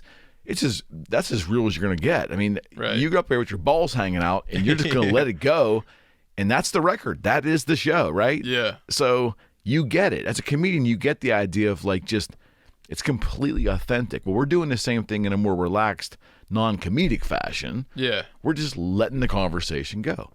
And people seem to dig it. No, and I respect it. I don't get it, though. I don't understand why, but they do. I think it's because you're a real person. I think it comes down to what podcast. There's not many podcasts that people are going to listen to for over an hour. Like I've even talked to like some of my friends about it that have podcasts. They're like, we kind of lose traction if we have an episode longer than 30 minutes or an episode longer than an hour or whatever.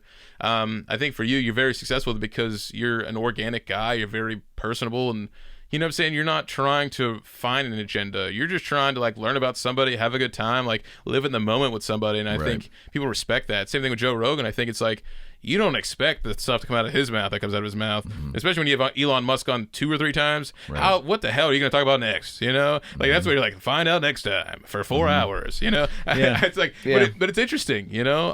And I think with podcasts, if it is an entertaining enough podcast, people are going to like do their dishes. You know, I hope somebody at home being productive right now will listen to this. You know, I don't know. And that's the crazy part. Our audio downloads are surprisingly good, but I didn't start the show for the audio portion. I knew a podcast was an audio first, video was a sideshow. We did it reverse. Yeah. If I couldn't do a cool looking video show, I didn't want to do it. Yeah. Because to me, that's I need to have that visual as a consumer. Same. As a consumer, I do better when I can see as opposed to just listen. Definitely. But the audio downloads are nuts because I don't even pay attention to them. And I'm starting to look at the Google and the Apple numbers. I'm like, holy shit, people are actually like putting this on their phone and like, I don't know what they're doing with it. Yeah. So yeah, it's surprising to me that people will buy into this. And I think comedians do well in this format, which is where I want to head with my next question. Why do you feel, with all the challenges about keep constantly coming up with new material, do comedians migrate to podcasts? Is it because of the long form? I mean, it helps. I definitely will listen back to like most podcasts that I'm on. One, to just see how much a goofer I am, just how much embarrassing I am to myself or whoever. But also, 2, it's because of the fact that like there's jokes that you'll say or things that you'll bring up that you don't even think about bringing up on stage. Got it. And you're like, wow, that actually was a great story. Got it. Got it.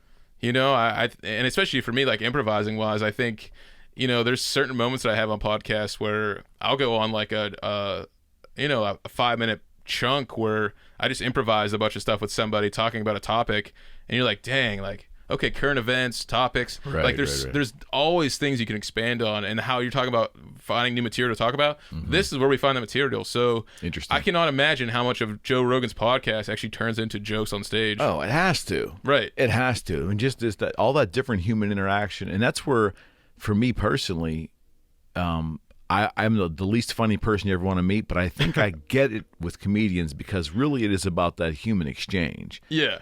That's where the essence of where not only your material comes, but probably why you're standing up there. Yeah. Right? Yeah. I mean, I feel like you have a unique perspective. Typically, if you're doing stand-up, you have like a unique perspective of something. Something that makes you stand out. I mean, that's where comedians don't succeed. And that's why 99% of people that do stand-up, you don't know. Because they're not doing very well. They're not making money. It's because the fact that they're not unique enough. They're not standing out. I mean, it sounds bad, but like typically good-looking people aren't successful in stand-up and comedy, and like just in comedy. Like attractive people, they're in movies and TV shows because they are a unique look. But typically people that are very successful, in my mind, have something that is like ugly about them. You know, whether it's their face, whether it's like something they've gone through. Like look at Joey Diaz. Sam Kinison. Yeah, Stephen Wright. I mean, they all have something that is like some a little unique characteristic about them. Yeah, and it could be like the way they deliver. It could be, you know, that's for me. Like I'm just that goober on stage. I'm like, I bring out so many different things about me that I've found how to learn from the Comedy Store how to write punchlines. Yeah. I've learned you're a very animated guy. Yeah, animated, improvising, and then with the Comedy Store again, the punchline aspect though, it's like I can write a joke like everybody else. But when you can add the act out, I mean, riding, you know, a donkey in the woods, you know, it's kicking somebody in the face or something like, you know, like when you can add those different objectives and specifics, that's what makes you stand out. And yeah, I mean, I think that's, I don't know what that was that. Can you be overexposed as a comic? Case in point, I had a friend of mine, which I'm blessed to have his friendship. Craig Gass, the comedian. Craig was on the show. Yes, okay. Earlier this year, and he just said that, you know, when it came to YouTube, he had to somewhat kind of watch how many times same or similar material gets put up there, because he's not in control of that, right? People are filming him. He could be in an airport, holding court for 4 or 5 friends, and someone's got their camera out or whatever. So he just has to be aware of how much content is out there. It isn't that he monitors it every day, but he says he has to be, at this point in his career, kind of aware. And it isn't that you want to concentrate on overexposure, but you somewhat have to manage it. He was very cognizant of that. Yeah, I mean, I definitely think you can definitely overly expose yourself for sure. I mean, it's kind of crazy because I said my first open mic, but was that performance that I wore the Power Rangers costume. But I actually did stand up. I went to a New Year's party a few months before that, and my dad and basically my uncle and family and friends, and they brought they got this new karaoke setup and microphone stuff, and everybody was drinking. I drank a little too much, and I basically did stand up in front of them. I was like, hey, I've been working on stand up for a few months. Can I try it out? So I did 2 hours of stand up in front of them, my family, for the first time. And that was really my first stand up performance that I'd never really told anybody about. But I got them laughing for a decent amount of it. But then there was a part where I started talking about sex, losing my virginity. I was like, Dad, you knew. And there's only 6 people in the room, and one was my dad. You know what I'm saying? So talking about this whole experience in front of my family. Hey, you said there was something musty in the air. It was me, Dad.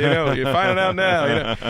And that happened a few years before that. So it was just, so stuff like that. We're okay, this can make it awkward for not only me but other people. When I came back from LA, I had a lot of self-deprecating stuff. That's when I was going through my stuff, and I still have that kind of in my set at certain points. But I was going through a very self-deprecation phase because I was oh man, I just came from LA, sleeping on a blow-up mattress, and it's deflated for a while. So I was hey, come back to my water raft. You're really gonna love it, So stuff like that. But people were starting to feel bad. They're damn, you almost said too much. I feel awful. I want to make sure that I paid the ticket price because you definitely need it. That's where you can overexpose yourself. And I think about just being almost too honest sometimes on the microphone. It's it can be hurtful to you and others. Because as much as everybody should have an opinion, not everybody should speak their opinion, I feel or at least to a I mean, that sounds bad, but I mean, you get what I'm saying? I think that people shouldn't be filtered, but I think that they're there's certain people that I don't want to hear about. I'll hear them speak one time, and I'm all right, I don't want to hear what comes out of their mouth next. Because what do people want to hear today? We'll just go there, because that's the thing. As my generation, there was no topic that was taboo, and I get that I do believe we've changed as a society, and I think in a lot of ways it's been good. We are more sensitive as a society to people and their differences. I'm okay with that. I mean, I think that we're better off as a society that way. I think it's at times too ridiculous, and also we still have people that are very callous. But I think in the middle, I think we're okay. No, for sure. My question is though, I would think that doing what you do for a living has to be incredibly difficult because of the environment that we all maneuver in today. Yeah. Do you have to look at a joke sometimes and say, that might work for this person, they can do it, but I can't do it? Not because of race or anything like that, but do you have to find out what works for you? And as a part of that, where the lines of quote-unquote decency are. Do you have to dance around that line? Right. And I mean, that's what I was talking about. It's more for me when it comes to hearing people speak. I think everybody has an opinion. And you should be able to speak your opinion. But I do think for me at least, if it's hate involved, if it's driven to a certain degree to where it's going to cause a riot type stuff, that's where in my mind that irks me, because as a stand-up, I'm constantly getting up on stage trying out something that I think's hilarious, and then nobody laughs, but then I'll talk about just winky jokes, and people are dying laughing, and you're wow, that's what you find funny? That's what I can talk about? You're telling me I can talk about my winky, but I can't talk about the president? You know what I'm saying? That's where it's you have to really think hard before you do a political joke, right? Because half the room's gonna fucking hate it, and half the room's gonna be okay with it, right? Yeah, I mean, in the whole the whole Trump presidency, I was trying so hard, because at the beginning it was okay, make Trump jokes, but then towards the end it's I don't want to hear about this anymore. Nobody did. But at the beginning I was what is the right way to bring it up? So I literally would bring it up, and I don't use this anymore, obviously, but I'm what do you think the president smells like? And then people are okay, that's not. He's not being mean yet. He's not that is an open-minded type of thing, and You know, like, does he smell like a garden full of hoes? You know, and like, which is a double entendre, but like, you know, it's just like stuff like that where, you know, you're throwing stuff out there that like, you're like, all right, is that catching? Is it catching? Is it okay, man? They still got it. You still got him. You still got him. Okay, I lost him. You know, like, you know, and that goes on throughout a set, doesn't it? I mean, like, well, when it sucks when you like finally learn a Trump impression, like I was doing. He's no longer cool. He's no longer comedically cool anymore, right? No. And I did like the sketch show when I was talking about Totally Vanilla, and we did as soon as he found out that Donald Trump was like, there's a decent chance he was going to win. I was like, I want to beat SNL to the punch of doing a Trump sketch of like him accepting, you know, the honor. So I have a video up, and you're probably going to hate it if you watch it, but it has 20,000 views, and you know, we went maybe a little too far, but it got laughter, and people like did appreciate it, but right. But it was just one of those things where, like, you realize in that moment, like, okay, I have an opportunity. Do I chase it? Do I go after it? This could change my life. This could also ruin my life. You get death threats if you do the wrong thing. I just want to do the Trump impression just so I can get it out because I'm probably not going to be able to do it again for a while. But, okay, all right, fellow Americans. Okay, that was, I mean, it's been a minute now since I've done it. But I saw Terry Jones and it inspired me to do impressions. He may be back, unfortunately, at some point in time, so you may be able to revisit that someday. Yeah. I have a feeling that he ain't going away anytime soon, at least in terms of society. Yeah, exactly. Well, and especially when you have that much money and you're a business guy like that, it's like, it's tough to, you can beat somebody down so much, but like, when you can become financially successful and make $1 billion, it's kind of hard to like not keep your face out there. Yeah. Who in town do you admire? I mean, obviously you talked about Terry a little bit. So yeah, Terry, do you know who Derek Knopfsnyder is? Mm-mm. So Dick Knopfsnyder, when he was like 20 years old, got on like Funny or Die festival. Okay. And he's very, very funny, and he's actually doing like a new showcase now every Thursday, Rock Bottom. They just started last week, right by in the waterfront, and he's one of the top touring college comedians. Okay. And he's family friendly. Like, yeah, the last name sounds familiar to me. I just can't picture him. Yeah, but I mean that's somebody I look up to, and he's only a few years older than me. So we'll have. I mean, throughout my career, basically, he's basically been on the phone with me once a year at least for like a couple hours, just kind of spitting ideas with them. I want to say Marcus Cox. I mean, like again, somebody that like is kind of getting to a point where he can headline and he's very good. And you know, it's almost. I mean, it's interesting to see people like that though, because. I mean, just in general, this scene, it's interesting to see this scene because in other cities, people will become full-time comedians at some point. And here, it's like you respect these people so much because they are trying to become that, but they have a family to raise, and they have to have either a business or pursue a job at the same time. And, you know, someone like Marcus Cox who has kids and who's, you know, he owns a business and he's doing this and I mean, you got to appreciate that, especially to be able to get laughter consistently with all that going on. Why is Pittsburgh such a tough town for entertainers, whether it's music, comedy? I mean, I know it's a tough town. It's just it's blue collar. People want country concerts and sports. Nobody wants comedy here. Nobody really wants a lot. They want country concerts and sports. Yeah. Do we really want country music, or is it just an excuse to get drunk in this town? Really? Talk to Heinz Field about it because, I mean, they pack that place every time they do a country concert. I mean, it's like... They do like 3 a year. I mean, like, I don't know if it's... they're packed. I mean, the same thing with the amphitheater. But are the country bands doing that well in southwestern PA? It's a question I mean, I know metal has gone like this. Straight ahead rock and roll, a little better maybe, consistently. I really don't know if country sells in Pittsburgh. I don't know. Does it? In my opinion, it does. And like just seeing like people in the industry, it definitely does. And I think it's because one, it's a great drinking event. Two, you can kind of bring your family to it. It's a great drinking event. Yeah, but then like 3, it's the fact that like the lyrics are very like personable and like are like very relative. That's why rap shows. I mean, I think rap, like hip hop, rap and comedy for some reason in Pittsburgh are just not that known. I mean, even the comedians I talked to in LA, they're like, I don't even go to the Pittsburgh Improv because it's not in Pittsburgh. It's like outside of Pittsburgh, the waterfront.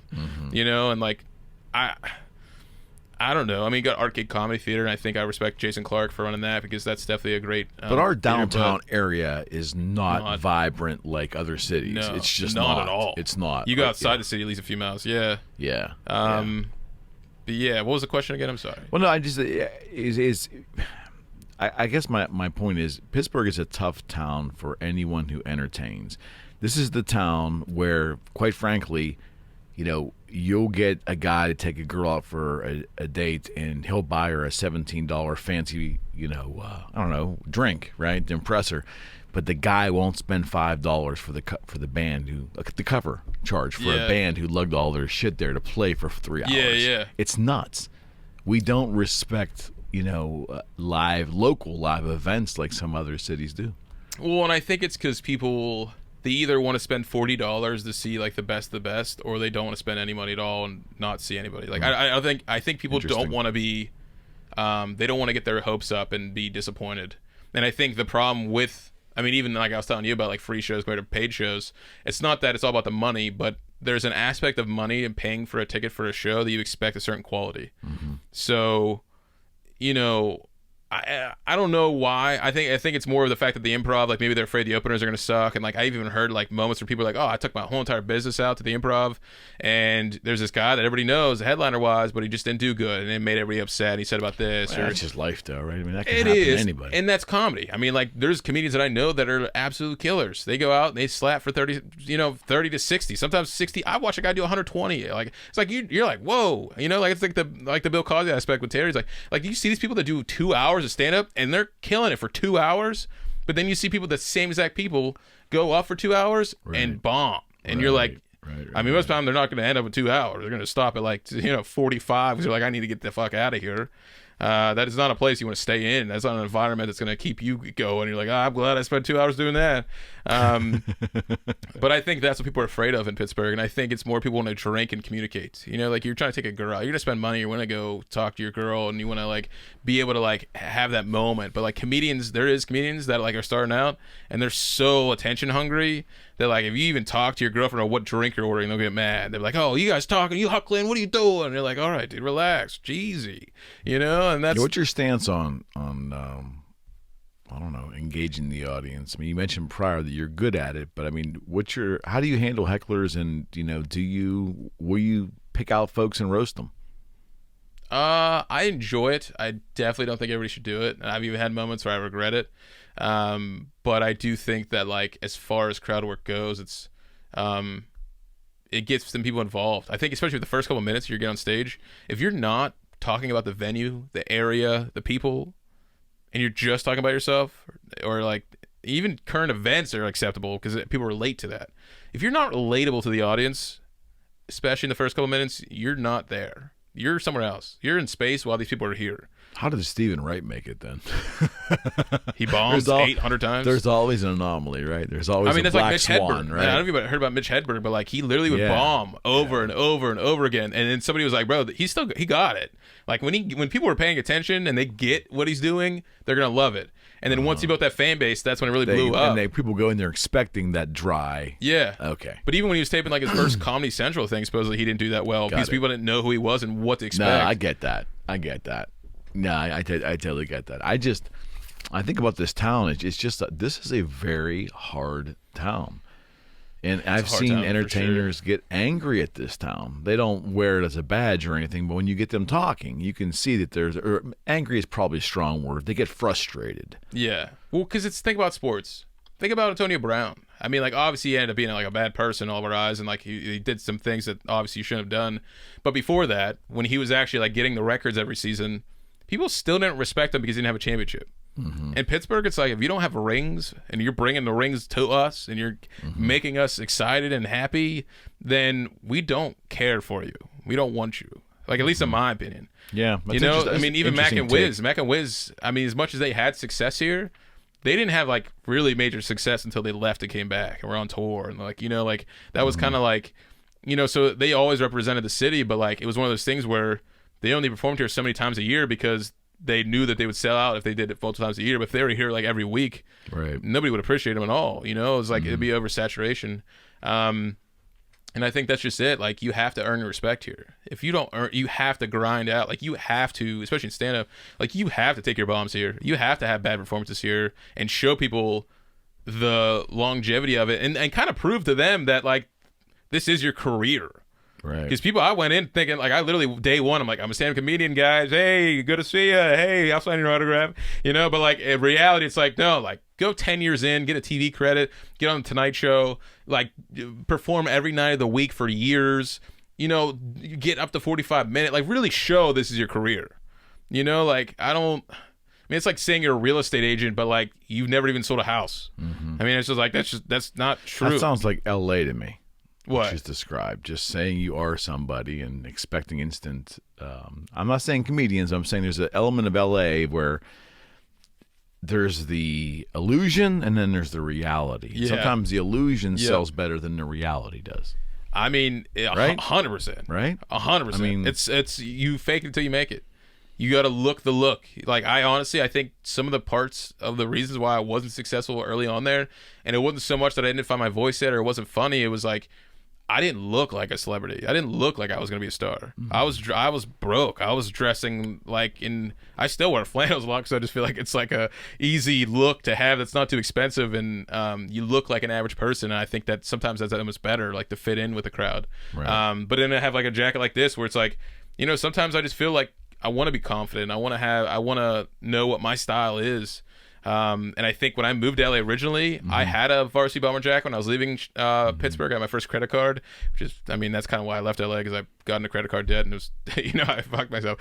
But I think, like, you know, I started realizing, like, what is my style? How do I look like a star? You have to craft all that, right? Yeah, because like when you have that confidence and you look like a star, people give you the benefit of the doubt. Of course. They're like, I want to see what he's about. But then when you bomb, like, it's always gonna have pressure, and when you bomb with that outfit, they're like, yikes, you know, like. Well, that's like anything else too. It's you spend at least my experience has been, you spend a good portion of your life figuring out who you are, and part of that is the clothes you wear and how you conduct yourself, and then what activities you get involved in. You figure that out, and then you have some success, and then you try to really hammer out, you know, am I going to keep doing the things that I need to do to be successful, or do I want to be more I don't know, authentic? Yeah. You know, and a couple years ago, I made that decision too. That real estate was easy for me. I enjoyed it, Kevin. But, you know, I'm not gonna go out. I mean, I can go.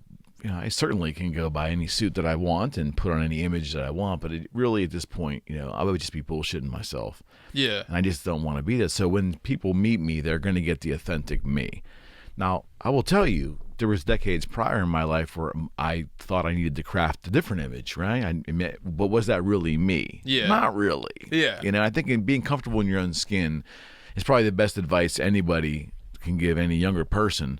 But I can imagine in relation to what you're doing, your image up there is everything. It's your delivery, your voice, your appearance, everything. So everything you do, you really got to it's got to be contrived. You got to think about it, right? And especially now with like the social media aspect too, like that. Bingo. That's even more. It's more accentuated, right? I mean, especially like TikTok. Think about TikTok and these people that are I don't 18 know what years. that is. No, but I'm saying it's like a social media. It's like a Facebook, but it's for like young people. Like It's originally video related, right? Yeah, it's like short videos, like less than 1 minute. But there's 18-year-olds that are like whether they're dancing to a song or whether they're actually putting up cool, unique stuff. Right. There's 18-year-olds now that are worth $10 million on this app. They're creating Yeah, but I'm just saying, to see an 18-year-old build a fan base by being like good looking or like being it's like possible. I'm just saying that, like, in this day and age, for me, I'm gonna have a lot easier of a time being successful in stand-up, being attractive, losing weight, having a six-pack, doing stuff like that really makes my image look a certain way. No question. And not that I care about that. No question. But it definitely is inspiring to me, the point where, like, I see people that I'm close with, and we're both at like a similar level, but they're blowing up because they're taking their shirt off on stage. And you're like, okay. And they know that, so all the ladies want to come out and see them, and you're like, okay, like that's one aspect to it. Then there's the aspect where it's like people that are like kind of a little nerdy. They're in the comic books, and that's what they talk about on stage. I mean, they're crafting their image. They're crafting their Whether image of it like is really them or not. Right. They're crafting the image. But it's like, what is your demographic and what do you want it to be? Right. Yeah. You know, it's a constant study. Am I right? Right. And I think that's. Yeah, I mean, I so what you said, I mean, you're 100% right. As long as you're authentic to yourself and happy with who you are, nobody's opinion really matters, because you will find the right demographic that fits what you're looking for if you're putting out content and trying to build a following. And you are going to have, I think I've definitely had moments where I've tried to impress certain people, or, I mean, that's, I think, why another reason I'm not as successful as I would like to be is because there's definitely been moments where you try to put on a front for somebody, or have too much confidence, or hype yourself up too much, or try to be sexy, or try to be wearing the outfits that you think you should wear. And at the end of the day, is like, if I would have just been my natural self of like who I was raised to be, yeah, I might not have been the most attractive person, but I would have went up there more authentic. I probably still would have had the same confidence, but it's just, you know, it takes the pressure off. It takes the pressure off of like of having to be somebody. Yeah, I totally respect that, and when we'll tell you, when you're younger, it's because you haven't been around as long. You know, you don't have a point of reference like you will have 20 years from now as to who you really are. Right. You know, but being that it's so important to craft your image, because you're only going to get that one chance to make it. You get 100 new people sitting out there. Right. So that first opportunity, and I guess that's probably the horrific thing about stand up to the average person is, oh my God, that's 100 strangers, maybe give or take 5 or 6 people I know, but generally it's 100 strangers out there that I want to jump up on stage and I'm completely exposed. See, I think it's awesome. I'd rather be in front of that attitude. I do better in front of crowds that I don't know than crowds that are like my hometown crowds. I kind of get that. Because it's like the hometown crowds are going to judge you so heavily. They're like, oh, you think you're making it out of this box, huh? I'm in this box still, and I've been in it for my life, you know? Like, you think you're getting That out? sounds like Pittsburgh, pal. That's what I'm saying. Whereas, like, you go to, like, I mean, even Pittsburgh, though, when you do shows in front of a lot of people you don't know, it's your first impression.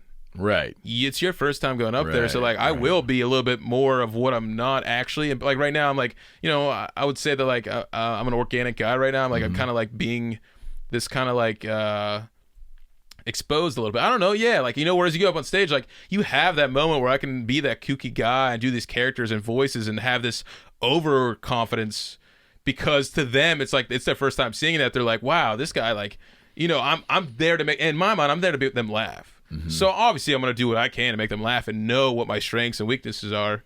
And I do think my weaknesses sometimes are being like this, where I'm just having a normal conversation, because if I go up on stage and if I'm not throwing punchlines, especially if I'm having a normal conversation on stage, that's not going to get the laughter that I will get if I'm like nonstop, like throwing out a roast, I'm throwing out impressions, I'm doing like act outs, and I'm like spinning a bottle on my head or whatever it is, you know, but like I'm there to entertain, you know, so that's where stand-up's a little bit different than some of the fields where, you know, I don't know, but even being a musician, man, I think, like, just look at some of those rock stars from, like, the 80s and the way they dress. Like, look at Kiss. I mean, like, they put on makeup to make people, you know, like, to look a certain way, to feel like a rock star.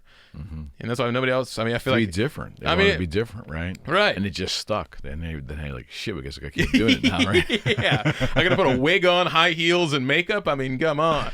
But the money was good. I think that using them as a reference is that in the end, it really comes down to having a work ethic, that you got to get up and do it. Because think about it, in their situation, everything, I mean, to get ready for a gig for them is like an hour and a half, you know? Yeah. Whereas like Bruce Springsteen just hops up on stage and goes. Right. But the work ethic, they're willing to do whatever it takes to make it. Definitely. And I think you have to see that in your business too, right? Definitely. I mean, and that's why it's kind of like, it's almost, it's very sad. It's honestly, I mean... It's probably the saddest thing I've ever witnessed, to be a part of different cities, clubs, and atmospheres, especially like LA. When I first went there, it's way different than the second time I went there in 2019. Like the first time I went there and saw, that's when Paulie was like, oh man, like you're the happy guy. And then within a few months, my blow up mattress is deflated. He's like, oh, look at this guy. Now he wants to kill himself. Can you believe that? You know? And it's like, it's just like it is a depressing ass town. And like, you see this stuff and you see these people that are living in their car for years. And they're like, I'm going to make it. I'm going to make it. I'm going to make it. Like they're delusional. And you have to be in that kind of career field where like your life can change in a day. But if you are delusional to a point where like you're a psychopath, or like you know, like there's certain aspects of that where it's like it's very sad. It's a very sad reality. And that's where you kind of almost have to be a little educated. You almost have to be street smart. You almost have to stand out the way you look, and maybe spend a little bit more money for certain clothes that are unique to your style. Because you know, there's people that are like, especially with the pandemic hit. I mean, I literally just moved right off. I can't imagine what it's like now there. Yeah, in February, I mean, it's sad. It's like crazy to see like nobody there. But in February last year, I finally hit a point, Eric, where I finally felt like I found like the apartment I wanted to be in for a while. Right. I finally felt like I was in LA and like there to stay forever. And and I moved right off Sunset Boulevard in February. Like I moved there in September 2019. So I actually got kicked out of my house that August. I was in Chicago still. I was doing comedy full time for that month. I produced shows weekly, monthly, bi-weekly. I was really getting to a point of feeling like successful, but I got kicked out. So I was like feeling, like this is all I have. Okay.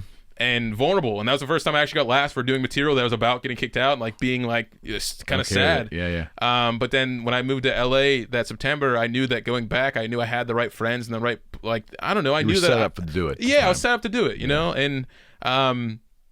and I slept in somebody's living room for like the first 5 months. You know, like Dylan Saul, my friend, he just got a credit on Comedy Central. He let me stay with him for a couple of days.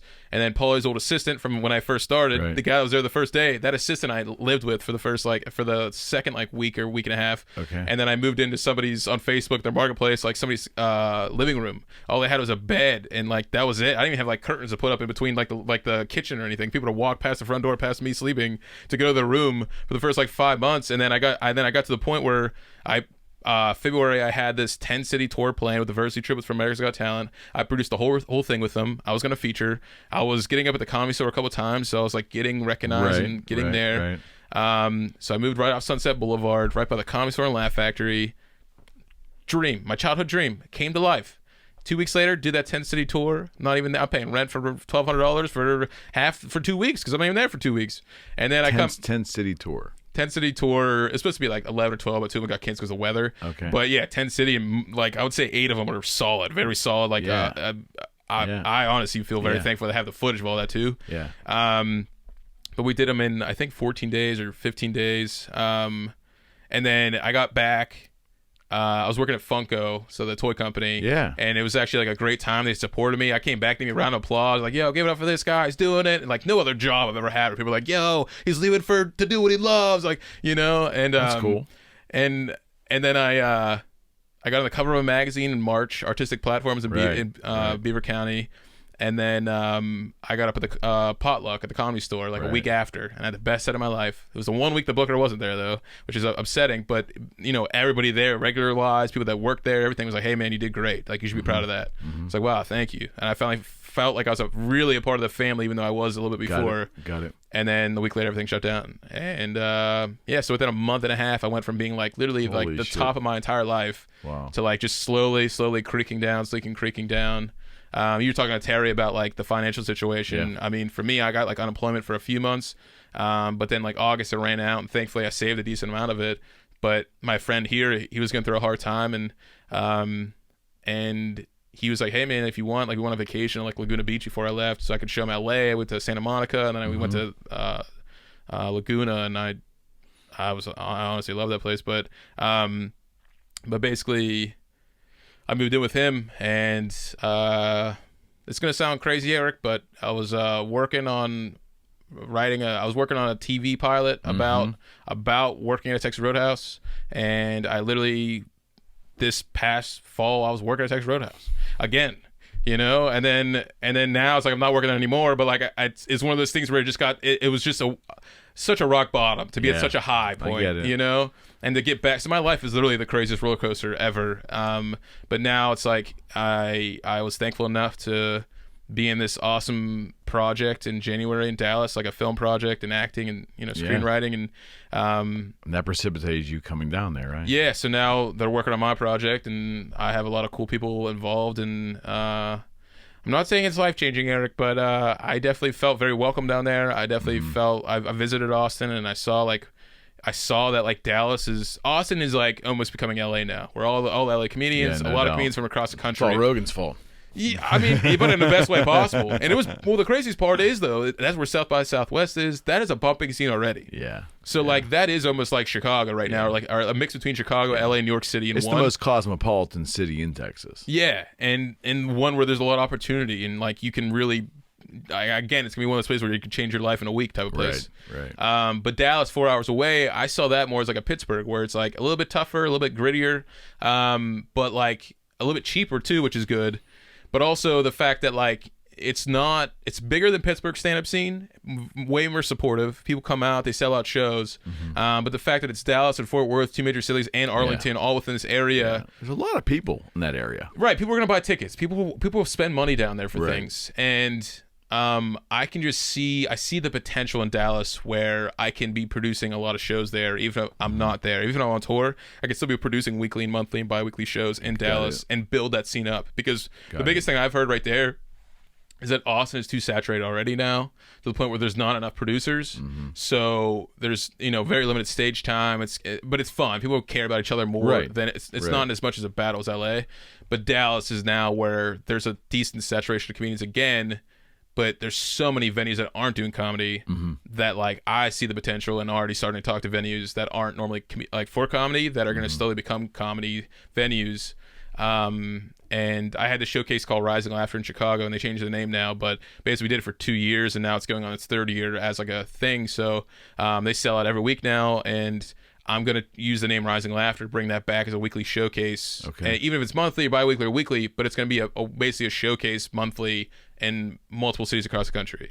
Even if I'm not there, just to provide stage time, just to help out others. Got it. So I'm just really starting to understand what my path is. I'm starting to understand where I was in February and what led me to this position. And kind of understand what are the mistakes that I made that I should have learned from in February when all that stuff went down. And I mean, obviously none of us knew it was going to last that long, but I think really it's... But the 14 days to flatten the curve? Yeah, really, seriously. But it really comes down to like money. I mean, like understanding money. Yeah. I think even being an adult, I mean, not even just money, but like sleep, understanding like how things affect you, like what affects you. I mean, we're talking about like getting sexy and stuff to like look better on stage or please certain people, but like at the end of the day, like I'm realizing that like I've sacrificed a lot of my body to like sleep on couches and floors for this craft. And now with like scoliosis that I've had my whole life, like I've definitely sacrificed that to pursue this. So now it's like I understand money, I understand my body, I understand health and wellness, and understanding that and family and friends are way more important than anything else first and foremost. But when you can pursue a path like I am and see how to make money from it and to use that to to put towards health and wellness as well as your family and friends, like I can't wait until I can get to the point where I can move my mom, especially if I'm staying. I don't know how long I'll be in Dallas. Like I like to move across the country, but and I do see myself being in LA at some point again. But I really would love to get to the point where I can just afford to bring my mom wherever I go. Because if I don't see my mom on a weekly basis or like monthly or like when I was living in Chicago or LA and didn't see her for once every 6 months or once every year, it's like it's depressing, man. It's like you got to know who like cares about you. And family is everything, and then it's overstated, and I think people don't pay lip service. But I mean,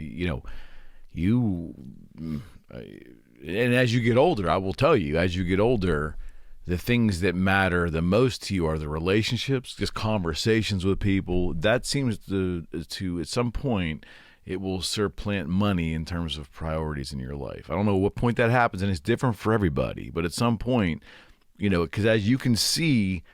You can see what retirement looks like. You can see what being older looks like, and you don't want to be there alone. Yeah. Does that make any sense? 100%. There's some kind. It's hard to tell a younger person that, but that stuff becomes very.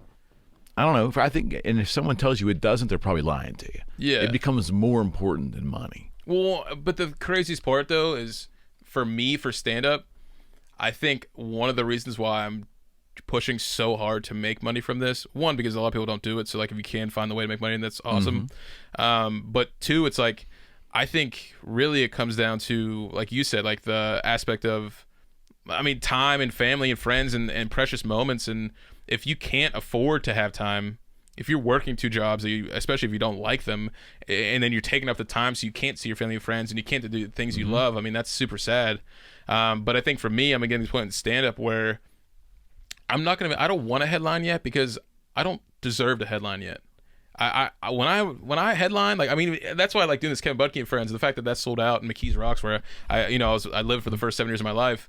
I had a babysitter come out with their daughters that they 20 years ago. I would say for 20 years they came out and they loved it. Their first comedy show ever, and they're like, this is the best thing ever. Right. So it's like stuff like that where it's like, okay, I'm getting to a point where I can start to headline. I can start to maybe sell it out too. Right. But I don't deserve it, and I think it's because there's a point in stand-up where you hit a plateau. And you climb this, you get to the point where you're climbing up a crazy ass Eiffel Tower, and it's impossible to get there. But once you do, you hit a plateau because you either don't have a TV credit, or you're not around, you have the right friendships to get you there, the right politics, you know? And I think I'm getting to the point now where I'm already providing enough opportunities for others without that credit. Right. That like once I do get a TV credit or work on the right movie or TV show or project, or even the right album, that like I'll get what I need to be able to headline across the country and provide opportunity to open this gate of opportunity for all these people, just like Joe Rogan did for others. Right. And the money will come with that. And I think that with that money, it's not that I want money, Eric. I want to be able to have the money though to be able to produce these movies, to produce these shows, to produce these to create more. Yeah, to create more and provide opportunity. Like I think Robin Williams, every time he worked on a movie, he made sure that they gave jobs to homeless people. And like I think for me, it's like, okay, that's awesome, and I want to get back to the homeless people, and and really give back. But I think to me, it's about these people that have been grinding for 10 years, that have 15 years, 20 years, that have been really going hardcore at this, and are at a point where they've plateaued, and it's hard for them to get out because they don't have that TV credit, they don't have that in, and I haven't had it easy. I think Paulie gave me like almost like a cheat code and like he's the only person that ever really gave me an opportunity, other than maybe like a few bars and like venues. But I think that not many people have it in, and to pursue a career like this, which is already impossible for 99% of the people, if I can be the one guy that opens up another 1% of the people to be able to do this, to make money and do what they love, and to just get that fulfillment that they're looking for, I mean, that's like game changer. I think you ever see It's very unselfish of you, though. I mean, that's a very unselfish goal. That's a very unselfish drive. But I mean, right? I hope, but I think it's more about. I mean, for me, even like when I went to Meadville and did that show, I made sure I had a friend come. I asked, I was like, hey, can I get a spot for my friend? Because I got to have that camaraderie. I got to have that friendships. Why would I want to perform in front of strangers without even being around somebody that I care about? I mean, that's, if I can go see family right now, or I can go on stage in front of a bunch of strangers and perform with strangers, the normal person would be like, hey, I'm gonna go be with my family, because that's like the good part about it. But the aspect that you can cheer up 100 people and make their day, and then especially if you can do it with a friend and have people in the audience that I mean, that's the part of it that really matters to me. But yeah, I don't know. I think you ever see the Gary Shandling documentary? Oh yeah, the Zen Diary. Oh my God, I've watched that. I'm not gonna lie, I've probably watched that 100 times, both parts. He was a funny guy. Very funny guy, but I didn't know a lot about him. No, I saw stuff about him. I saw shows and movies, but I didn't know a ton. And to learn about it, and the thing that hit me the most and resonated with me the most, and especially for like my age, was the mentor aspect at the end. I was like, it's crazy that I've always a lot of the reasons actually why certain people don't like me in this field is because I'm always gonna be the person that's like, hey, how can I help you become better? What can I do? Like, you might be better than me, but like, can I find you a venue that you can headline at and like pay your rent with? Like, what can I do to help you, whether you're below me or above me in this career field? What can I do to benefit you? Especially like when I see kind, genuine people that, especially that have been through a lot, and that, the pandemic has certainly exposed a lot of those circumstances. People that were not exposed prior, for better or worse, are certainly now exposed. Due to the pandemic, and that this slowdown and the subsequent restart, which is, I think, starting to happen now. Thank God. Yeah. But it's going to be a different dynamic now. Would you not agree? Definitely. And I think with stand up and that these kind of entertainment career fields, it's definitely going to be interesting to see like who comes back, who can, because I mean, my whole life, I'm not gonna lie, Eric, when I had the relationship with the girlfriend when I first started, in the back of my mind, I was like, you know what, when it all ended, I was like, I will always have stand up. So if I don't have a girlfriend, which I mean right now I definitely am not focused on that at all, but like if I had a girlfriend, I don't know, I knew at the end of the day that if I can get on stage and have a microphone in front of my face, I'd be okay. I knew that if I had, like, that's my home. My home is anywhere that a microphone and an audience are. That's my home. That's where I feel comfortable. Got it. I could be having the worst day of my life. Put me on that stage. I'll feel like, like nothing bad is happening. Right. And right. When the pandemic hit, that's what really, that's why like December, November, October last year were really bad, because it was just like, it got to the point where you realize like, oh, there's hope with this coming back, and then all of a sudden everything shuts down again, and you're like, wow, I've sacrificed everything for this. I've sacrificed everything knowing that I will always have this, and then to not have this. Yeah. That's like, yeah, it's heartbreaking. I bet. And I just hope that anybody that is pursuing a dream, especially in this kind of career field that involves a live audience and involves going out, like, I just hope that like they're keeping their heads up, they're grinding, they're seeing the. Well, we're gonna see coming out of this pandemic. We're gonna see those who really were bound to their dreams, and we're going to see who really has the drive. Yeah, but I mean, it's like some people that have dreams. It's like people that were literally doing it full time. That like took their lives because of the fact that like that's the sad part. It's like, a horrible thing. Yeah. So I'm just saying that like if you were doing it, especially if you're doing it full time, like you're gonna have that opportunity to do it full time again. But like if you're up and coming and you felt like you were getting momentum and then you got beat down, it's like just realize like you had a year now to almost think about how can I come back with the fire and fury and fucking. And let's hope that's what they did. It's hope. As opposed to lay on the couch, drink, and watch Netflix. Right? Yeah, which I mean is a good time. Buddy, I appreciate this. It was a good time for you? Yeah, it's awesome. Thank Come you. back and see me? I'm sure you're going to be back in Pittsburgh from time to time, right? I'll be producing shows here monthly and eventually weekly and stuff, but I will be here like every other month or like every 3 months starting in like May or July. On. We'll keep in touch. Absolutely. All right, man. I really enjoyed it. I appreciate it. No, thank you, man. All right, so much. And they can reach you on social media. Yeah, right? So Kevin Budkey, Kevin Budkey. I'm mostly everything, and then StayHappyFamily.com for StayHappyFamily.com. Yeah, so that's my brand, Stay Happy. So basically, that's where you can find the tickets for events. You can find like press, like I will put this on there. Yep. And you can just find like partnerships we're doing, podcasts, stuff like that. So it's only going to be expanding more and more now that everything's back and getting back up and running. Deal. Good deal, man. I appreciate it. Thank you, man. All right, buddy. All right, friends, we are out. Hello, you're listening to the Eric McKenna Project.